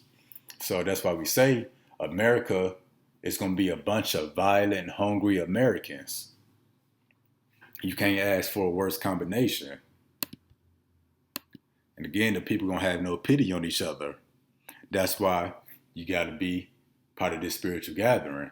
Because when people breaking, going mentally insane, losing it, I think that's Isaiah 33 and 6. Knowledge and wisdom should be the stability of thy times. And that's this word. It's going to be our stability in the times of trouble. Jacob's trouble, the great tribulation. Now that's going to take us to 4 and 17. They that may want bread and water and be astonished one with another and consume away for their iniquity. So what does this mean? People that's, starving, they suffering from the famine, which is going to be most people. They that may want food or water and be astonished one with another. So people going to be shocked with what's going on, as far as no food. Because people are going to greatly desire food and water. And meaning they're going to be astonished one with another. They're going to be like, dang, it's really nothing. And they're going to consume away for their iniquity. Meaning they're going to starve to death. Meaning that's going to be their form of punishment, their form of judgment. They're going to consume away. Because when you starve, your body starts to eat itself. So it eats itself to death. So that's why they're going to consume away for their iniquity. That's going to be their judgment. And then when we go to Lamentations 4 and 9, they that be slain with the sword are better than they that be slain with hunger. So Bible telling you it's better for you to get shot in your head or to get your head cut off than to die by hunger. Because when you die by the sword, at least for the most part, that's over in a matter of moments. But to die by hunger, that's a slow, painful, agonizing, dreadful death. For these pine away, meaning you rot away. It's a slow process, stricken through for the want of the fruits of the field. You're going to rot away for wanting, you're going to rot away wanting food, but it's not going to never come to you. And to make extra point on the people that's, dying by the famine, that's rotting away slowly. This is the importance of fasting too. You got to be able to push your body to the limits on what it can take, as far as food and water. I encourage everybody to start fasting. If you ain't been fasting in this truth already, I got to get back to it. But when you fast, you know what you're capable of. Then you know how to regulate your body. You just know how to regulate yourself. Because this time of trouble gonna be bad enough already, and then you're gonna be running for your life, running from Esau and his military. There's gonna be the wicked 2/3 trying to kill you. It's gonna be all kind of wild beasts out here putting people to death. Everything's gonna be polluted. There's gonna be no food. So now you gotta survive on an empty stomach. If you fasted before, you know that when you fast for an extended period, you start to get weak. So now you're going to go through Jacob's trouble in this great tribulation in a weakened state. You're not going to be at full strength physically. You're not going to be able to run and be as strong as you are now before this famine. So anybody that's out there, working out strong, thinking that they can save themselves, how strong are you going to be when you ain't got no food or got no water? Same thing. When you go for an extended period without water, you pretty much going to be dehydrated. You get out of breath easy. You be short of breath because your blood volume goes down. So as you drink water, some of that water is used to produce more blood, to bring more oxygen and nutrients. That's why when you're dehydrated, you get out of breath because you pretty much have a lack of oxygen. So you're going to go through this time of trouble in a weakened condition, meaning lacking physical strength because you don't have any energy, you don't have any oxygen because there is no water. So you could be fighting for your life, hungry and dehydrated. So that's another element to add that we got to consider. We can't think of Jacob's trouble as we are now. We got to think of Jacob's trouble as we are when we at our weakest with no food and water. Then when you're at that weakened state, you got to know how to pray. You got to know how to take a deep breath, pace your breathing so that you don't get out of breath, and to keep pushing. You can slow different functions of your body down to preserve energy. For example, you don't know how much energy you waste on BS once you start fasting, you realize all the energy that you put into these other places. So, for example, during this time of famine, this great tribulation where we're running for our lives, you're not going to be thinking about no BS. You're not going to be having no useless conversations. You're not going to have no scoffers, people that come up against us for having a testimony of Yahweh Shai, that like to talk bad about us. And the Lord going to stop all that with the famine. They're going to be too hungry and too out of breath to keep talking crap. So then we get to talk the crap. But that's why you got to fast, to know how to regulate and process yourself during those times. Because your first time doing something is the hardest. Your first 24-hour fast is going to be the hardest. But as you do it, it gets easier and easier. Then at a certain point in the fast, you be kind of comfortable. Because when you fast, you separate from the flesh and you be more near to Yahweh Shai in the spirit. Because you got to be spiritual in these times. That's why fasting is going to happen. Because if you only know how to operate on a fleshly level, when your flesh is full of food and full of water, you're going to break when there's no food and no water. But fasting, you learning to tap into your spirituality and be more spiritual so that you don't break, when the flesh is being afflicted. So that's why we got to fast. Because again, you can't think of yourself now in the middle of Jacob's trouble. Think of yourself in Jacob's trouble, but ain't had no food in 20 hours. Ain't had a drink of water in 20 hours. You feeling a little weak. You're a little out of breath. And even when you fast, your mind gets foggy because your brain needs energy from food too. So your thinking slows down. You can't think as fast as you used to think. Your brain just pretty much slows down altogether. But when you fast, you got to learn how to be able to think and use your mind more efficiently, with no food or water. Because it's famine, that's what's going to make this Jacob's trouble a great trouble. Because what did we read about the blockade and siege? They want to force people to surrender from hunger. So there's going to be a lot of people that's fighting and resisting and running. But once that hunger kick in long enough, people going to throw in the towel. They're going to be like, man, I'm done. So Ezekiel 4:16, moreover, he said unto me, Son of man, behold, I will break the staff of bread in Jerusalem. He's going to break our food systems. The ways we get our food, the systems that we have in place, the Lord going to take that from us. And they shall eat bread by weight, meaning you're going to ration out the little bit of food you get. You're going to eat it by weight. You're going to carefully measure what you eat so that you can save some for later.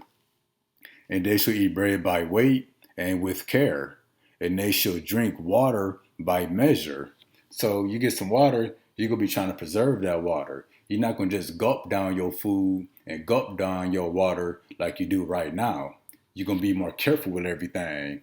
And all you people that waste food, you're not going to be wasting food in that day. Because you waste some food, you don't know when you're going to get some more. People be like, I'm picky. I don't like this. I don't like that. Well, you don't know when you're going to get some more food. So you're going to have to eat that. And the people that eat this standard American diet, you got to get off that mess. Because you only going to be able to eat from the trees and from the ground. Stuff that grow from the earth. Or the Lord might have some animals bring you some food. He might have you a squirrel or a bird bring you an apple. You got to eat that apple if you want to survive. It's a blessing from the Lord. You can't reject the Lord's blessing. He won't bless you no more. You're going to be like this man here. And people going to say, oh, the squirrel was touching the apple. I don't like it. Well, we and the squirrel was both made from the dirt of the earth. So we know better than the earth. We all going to be dirty in that day. Because what did we read? The fountains. Matter of fact, let me go to it. What did we read? The springs and the fountains shall stand still, and in 3 hours they shall not run. So the fountains and the springs, meaning your tap water, you're going to have no running water. So everybody going to be dirty on top of that. So you can't picture yourself now as you are now in Jacob's trouble. Picture yourself dirty, sweaty, itchy, smelly, hungry, weak. Your mind is foggy. You out of breath. That's the you got to picture in Jacob's trouble. It's going to be a dark time. So again, let's read this. And they shall eat bread by weight and with care. They shall drink water by measure and with astonishment. They're going to be shocked. They're going to be amazed at the conditions they in. But the 1/3, we're not going to be in astonishment because we already going to know what time it is because it was already written. And that's why when we hit Jeremiah 16:4, they shall die of grievous deaths. They shall not be lamented, neither shall they be buried, but they shall be as dung upon the face of the earth. Dung is cow poop. So people gonna die grievous deaths by the sword, by the famine, by pestilence. There's gonna be flesh-eating diseases out here that's gonna torture you people. They're not gonna be lamented, meaning there's not gonna be nobody to feel bad for you. Neither shall they be buried. Your body's just gonna be out here.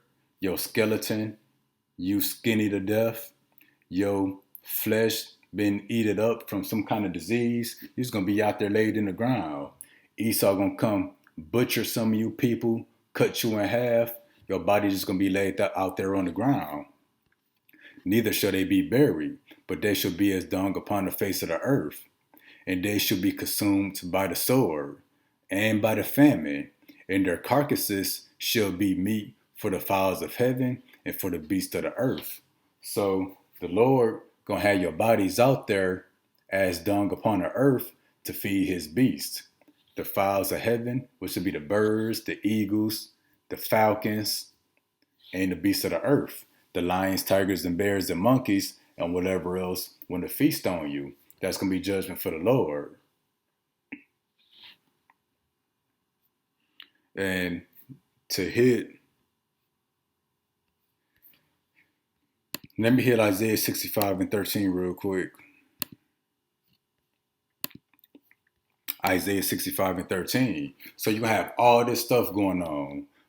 No food, no water, the blockade and siege, can't no supplies, enter into the city. People can't form a resistance.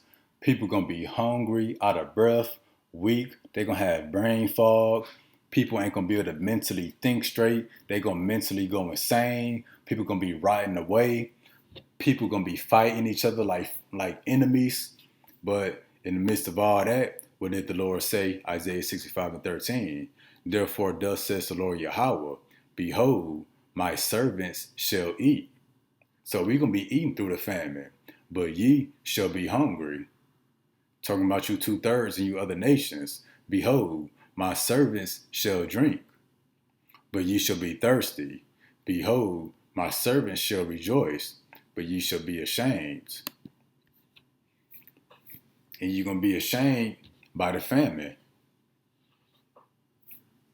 and by the sword, and by the pestilence. But we're going to be rejoicing, because we're going to be thriving, eating off the earth. The Lord will be making manna fall from heaven. He's going to have birds and animals bring us food, lead us to water. He's going to make us make water come out of rocks and come out the tree. We're going to be eating honey, apple trees, pear trees, pecan trees. The Lord will be performing all kind of miracles for us as he did before when he brought us out of Egypt.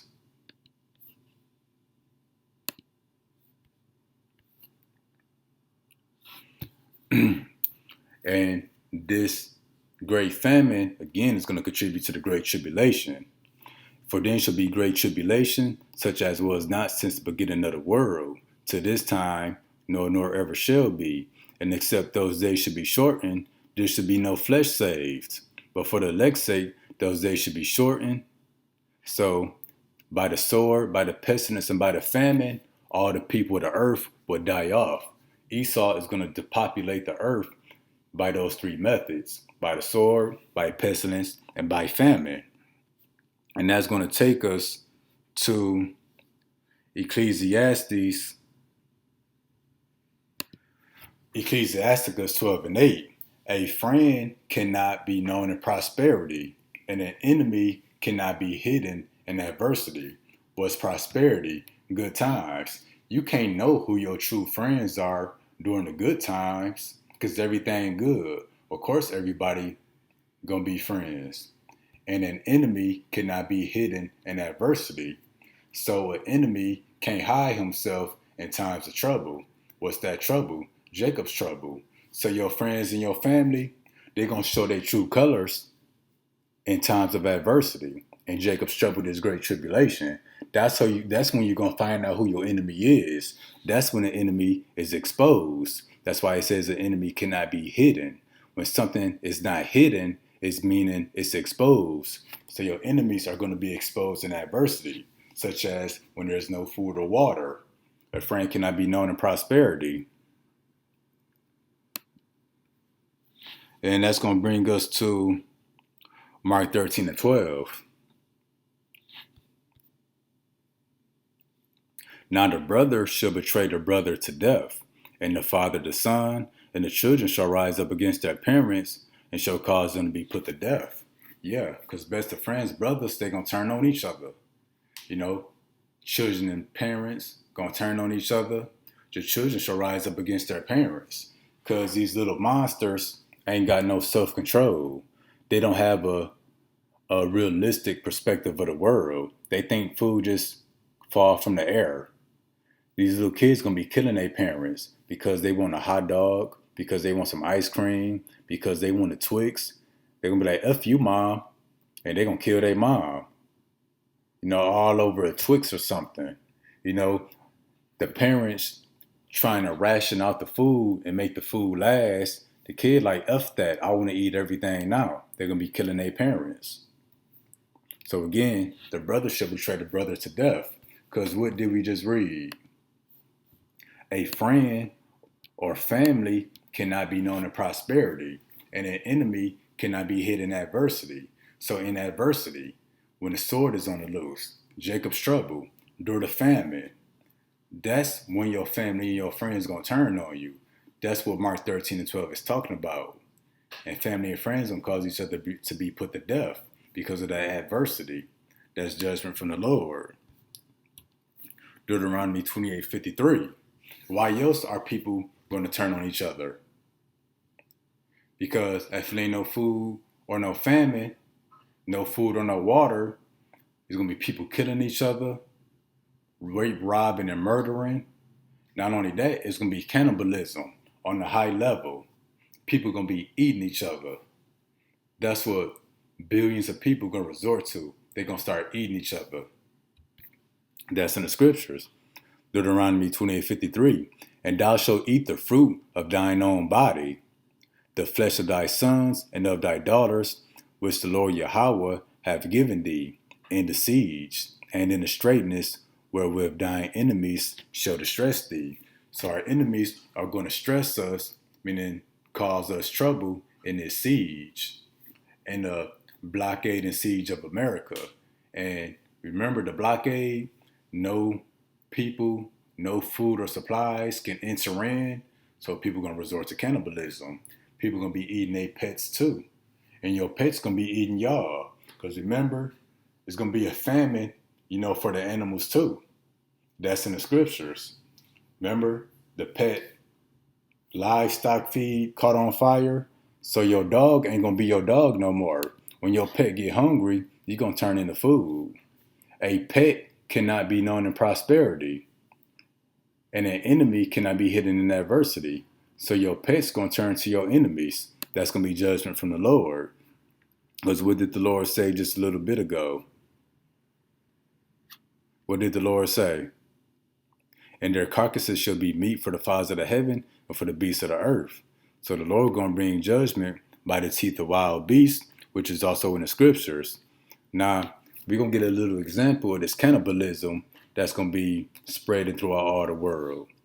2 Kings 6:28. And the king said unto her, What aileth thee? And she answered, This woman said unto me, Give thy son, that we may eat him today, and we will eat my son tomorrow.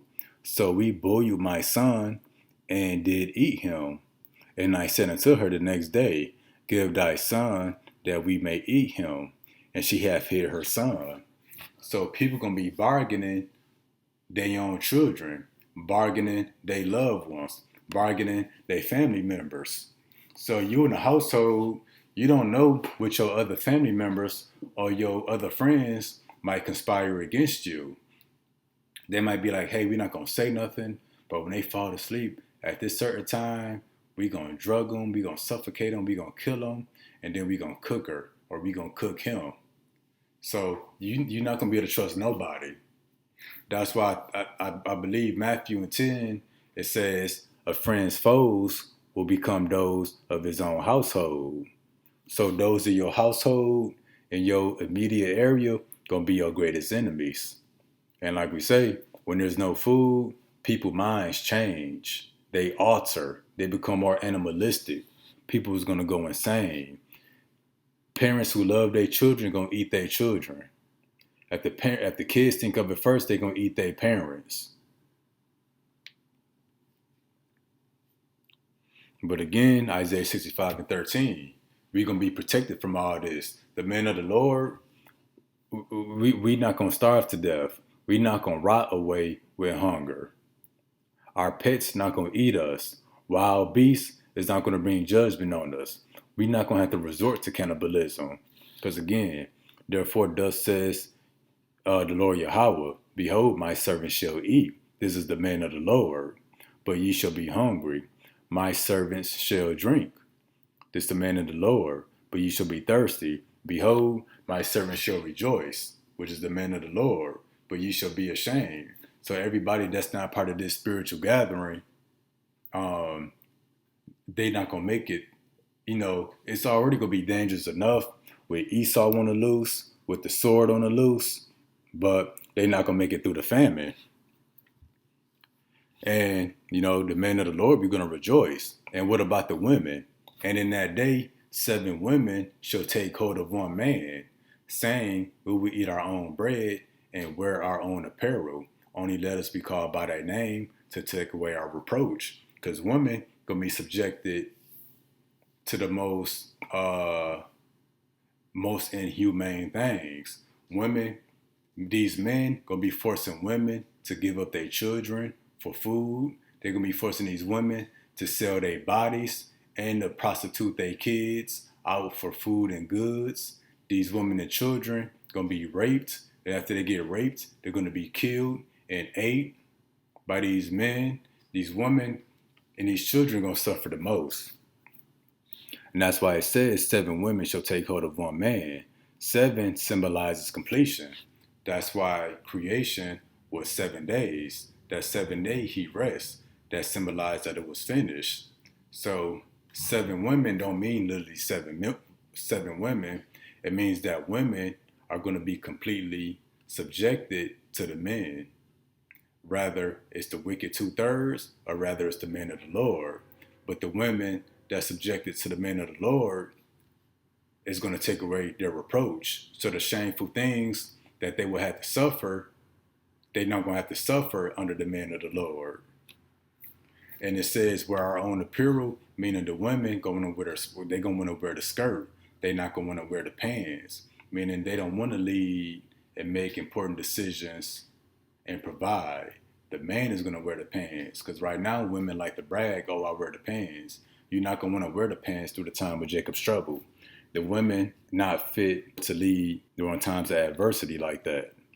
So the women of the Lord, the daughters of Zion, the 1/3 of the women and children, they're going to take hold of man of the Lord. And through that man, it's how those women and children are going to be saved, protected from the sword. That's how they're going to eat and drink water.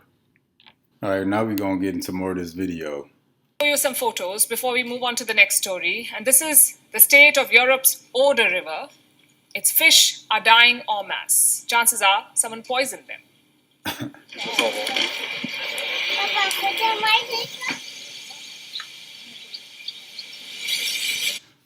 100 tons of dead fish. 1 ton is 2,000 pounds. Now imagine 100 tons. So let's continue. Disgusting.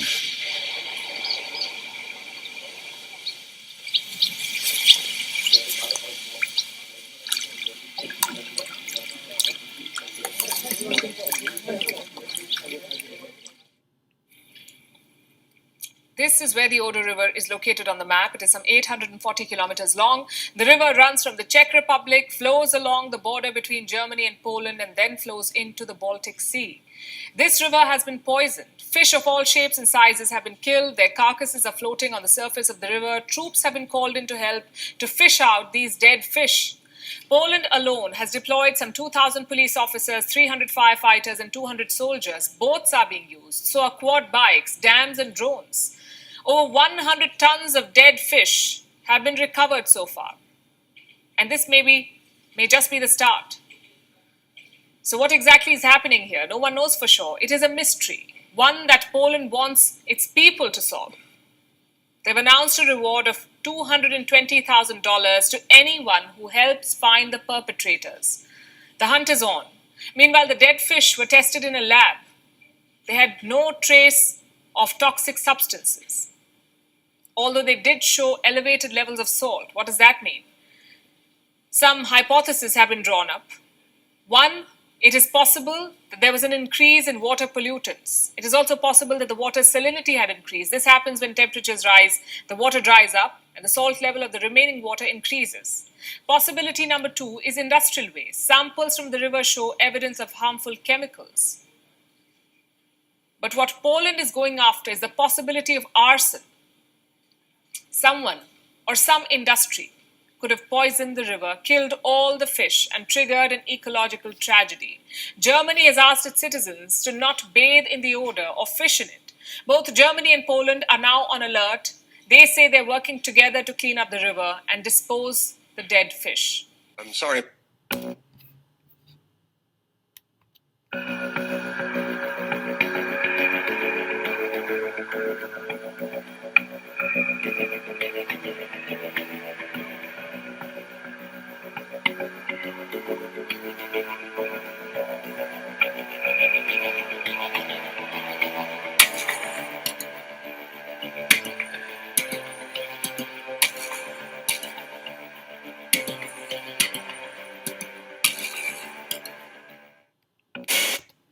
So yeah, over there in Europe, over 200,000 pounds of fish got flooded.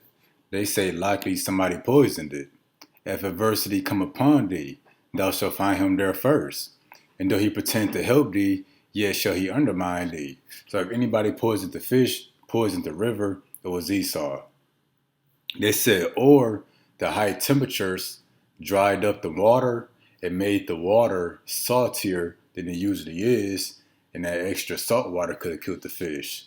But if it was that way, that shows you how cold the Lord is. He could send something as simple as a drought, high temperatures, high heat, and it mess up everything. But we're going to get another scripture real quick. We're going to hit Isaiah 19:8. Because what did she say? They had to call in all these troops, all these firefighters, all these wildlife people to clean up and to fish out the fish that they cleaned up 100 tons of dead fish. That's why it says the fishers shall also mourn. Fishers capture fish. Why they mourning? There's no fish to capture. And the fish they do capture ain't safe for eating. It's died. It's already started to rot and decay, and likely it's been poisoned. So the fishers also shall mourn, and they shall cast angle into the brooks and shall lament. And all they that cast angle to the brook shall lament. So pretty much the fish is crying out. And they that spread nets upon the waters shall languish. Because they not spreading nets to gather food. Now they spreading nets to gather the dead fish that are not safe for eating. So the Lord is attacking every source of food supply. Just when you thought we could have seafood, nope, the Lord destroying that too. By the hand of Esau. And I got another piece of this video we're going to get into. I think this is the last of it, but this is a cold one right here. And we see Europe hit worst drought in 500 years. What happened 500 years ago? That's when they started killing the Native Americans and started stealing Negroes off the west coast of Africa, bringing us over here.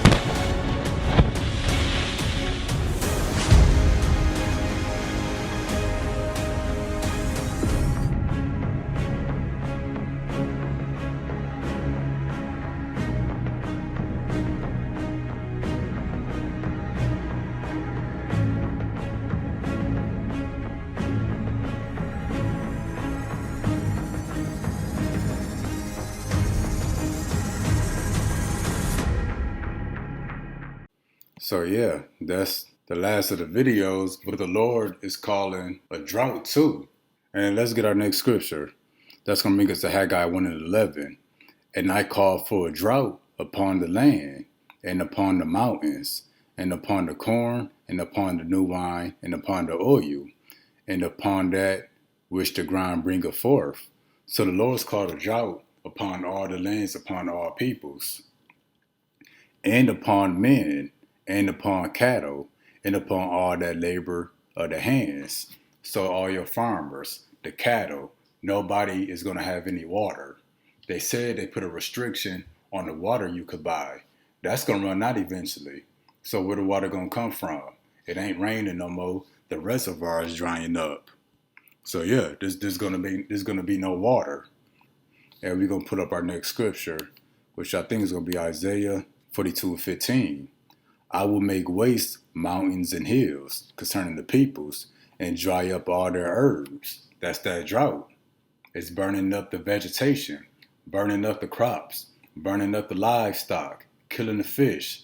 Now the cattle ain't gonna have no plants or no water. And I will make the rivers islands. What's an island? It's a piece of land.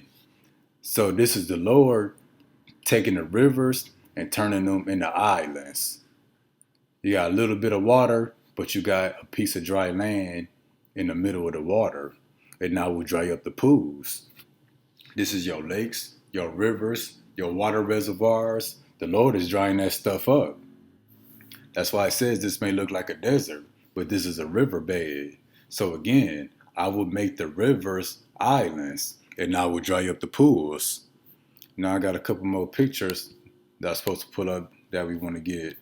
Because there's no water, this is going to be worldwide. That's why here, 165,000 people in West Texas could be without water for days after main line breaks. And that was this summer. This could be, they always say that it's going to happen right here. West Coast running out of water. The East Coast is running out of oil. So the water shortage is real. This is breaking news. Millions at risk of power and water shortages as two of the nation's largest reservoirs on the brink of dead pool status. A dead pool means an empty pool, meaning there's going to be no water, simply put. This is actually a reservoir that's drying up. This was the reservoir some years ago. This is it today. That's the Lord drying up the pools. That's the Lord taking rivers and turning them into islands. UN warns that millions are at risk of power and water shortages as two of the nation's largest reservoirs on the brink of dead pool status. And the little bit of water that's in here you see is green. It's polluted. It's no good. Cattle industry faces existential crisis from historic drought. Water supply cut for several states across the U.S. So not only is the people going to have a limited amount of water, but again, the cattle is too. You got to give the water to the people before you give it to the cattle. And that's why the Lord called that what he do. Isaiah 19:5, and the waters shall fail from the sea, and the river shall be wasted and dried up. Ain't the river wasted, full of waste, polluted, poisonous? Ain't it dried up as well? Then the Lord dry up the pool. Then he make the rivers an island. And they shall turn the rivers far away. And the brooks of the fence shall be empty and dried up. What's the brook? It's a body of water. What's the defense? Something that you keep in reserve, something that you keep stored up. So the brooks of the defense, which would be these reservoirs of water, are being dried up and empty. And reeds and flags shall wither your plants. The paper reeds by the brooks, by the mouth of the brooks, and everything sown by the brooks shall wither and be driven away and be no more. What's something that's sown? Something that's planted. So everything that's sown by the brooks, that's sown by this water, meaning all your farmland that get their water from these reservoirs, that farm is going to wither and be driven away and be no more. So you thought, oh, it's going to be a food shortage. All right, I'll just get some cattle, get some animals. Well, it ain't no grass for your cattle to eat. Ain't no animal livestock feed. So what they going to eat? Ain't no water for them to drink. So what you going to give them to drink? What you going to feed them with? You thought, okay, I'll just plant a garden. Well, what you going to water your garden with? Because we already got the scripture. Was that 2 Ezra 6:24? The springs and the fountains shall stand still, and in 3 hours they shall not run. Meaning running water is going to be cut off. There's no reservoirs for you to get water. They already cutting water usage across the U.S. and across the world. And they limiting how much water that you can use or get in these stores. You can only get so much. Now, is you going to water your garden or you going to drink the water? It take a lot of water to grow a garden. So all those people that's buying plant seeds and fruit and vegetable seeds, talking about we about to start gardening, the Lord about to dry that up. Because this is prophecy, this is judgment. You can't get around the prophecies. You thinking you could plant to escape the coming judgments, the Lord gonna dry that mess up with this heat apocalypse. He gonna make it wither away. It's gonna be no rain, no water for it. The water's gonna be cut off. So you can't escape prophecy anyway. And then last but not least, people will say, well, you know what? We just gonna use rainwater. We about to get on that. We're gonna show you something about the rainwater. Pollution. Forever chemicals in rainwater exceed safe levels. Now let's read this. These synthetic substances are used in non-stick pans, firefighting foam, and water repellent clothes, dubbed forever chemicals. They persist for years in the environment, such in their prevalence now that science say there is no safe space on Earth to avoid them. So there's no safe space on Earth to avoid these forever chemicals that are in the rain. Meaning the white man has completely destroyed everything. He's completely polluted everything, burning down everything, killing everything. You see how they was doing the chickens. They was coming up with the most efficient ways to kill millions of chickens. Now this food done polluted the clouds. The rain comes from the clouds. Now the clouds polluted. Now how you gonna have a garden with polluted rain? Organic foods ain't even organic. The dirt is polluted. The dirt not organic. The rain not organic. Let's continue. The researchers from Stockholm University says it is vitally important that the use of these substances is rapidly restricted. More research is needed on climate extinction threat. Scientists fear these forever chemicals may pose health risks, including cancer, though research has so far been inconclusive. They have been growing increasingly concerned about the proliferation of these forever chemicals in recent years. Let's continue. And PFAS stands for this. There are around 4,500 of these fluorine-based compounds, and they are found in almost every dwelling on Earth, in hundreds of everyday products, including food packaging, non-stick cookware, rain gear, adhesives, paper, paints. Safety concerns about the presence of these long-lasting substances in drinking water has also been raised. This new study, which looks at 4 specific chemicals in the class, suggests that the levels of 1 PFAS in rainwater around the globe often greatly exceed U.S. drinking water advisory levels. Studies finding led authors to conclude that a planetary boundary has been crossed, that there is simply no safe space on Earth to avoid these substances. I'm not saying we're all going to die of these effects, but we're in a place now where you can't live anywhere on the planet and be sure that the environment is safe. So yeah, nothing is safe. That's why the Lord is going to have to give us water and give us food, because Esau done polluted everything. Like you say, nowhere is safe. There's nowhere to go. And I got another web page. San Diego researchers add the monkey business to water surveillance. Now let's see. So the people have detected the presence of the monkey business in the wastewater. The first positive indicator occurred July 10th at levels near the limit of detection. 10,565,000 viral copies per liter of wastewater. Levels have dramatically increased since then, rising and falling slightly, but trending upward, with a current high of 189,309 viral copies per liter of wastewater. Wastewater is the water that we run in our homes, then it goes to the water treatment plant, after it leaves the drain. And there the water is treated. Well, Esau contaminated the tap water. So people say, all right, I'm going to run a bunch of water and store it up. Well, you saw how much monkey business was in the water. Now, who told them to test the water? That shows Esau the devil. Esau is contaminating the water with all these different sicknesses. So there's going to be no food, no water, nowhere in the earth. You are going to need Yahweh Bashim Yahweh Shai. Because without it, you're either going to die by the sword, die by the pestilence, or you're going to die from starvation or dehydration. You die a lot faster with no water than you will from no food. So Esau done successfully dried up all the waters, polluted all the waters, polluted the clouds and the rainwater, and polluted the tap water. So that's Real Talk 15 concerning this famine of food and water. It's going to be bad out here.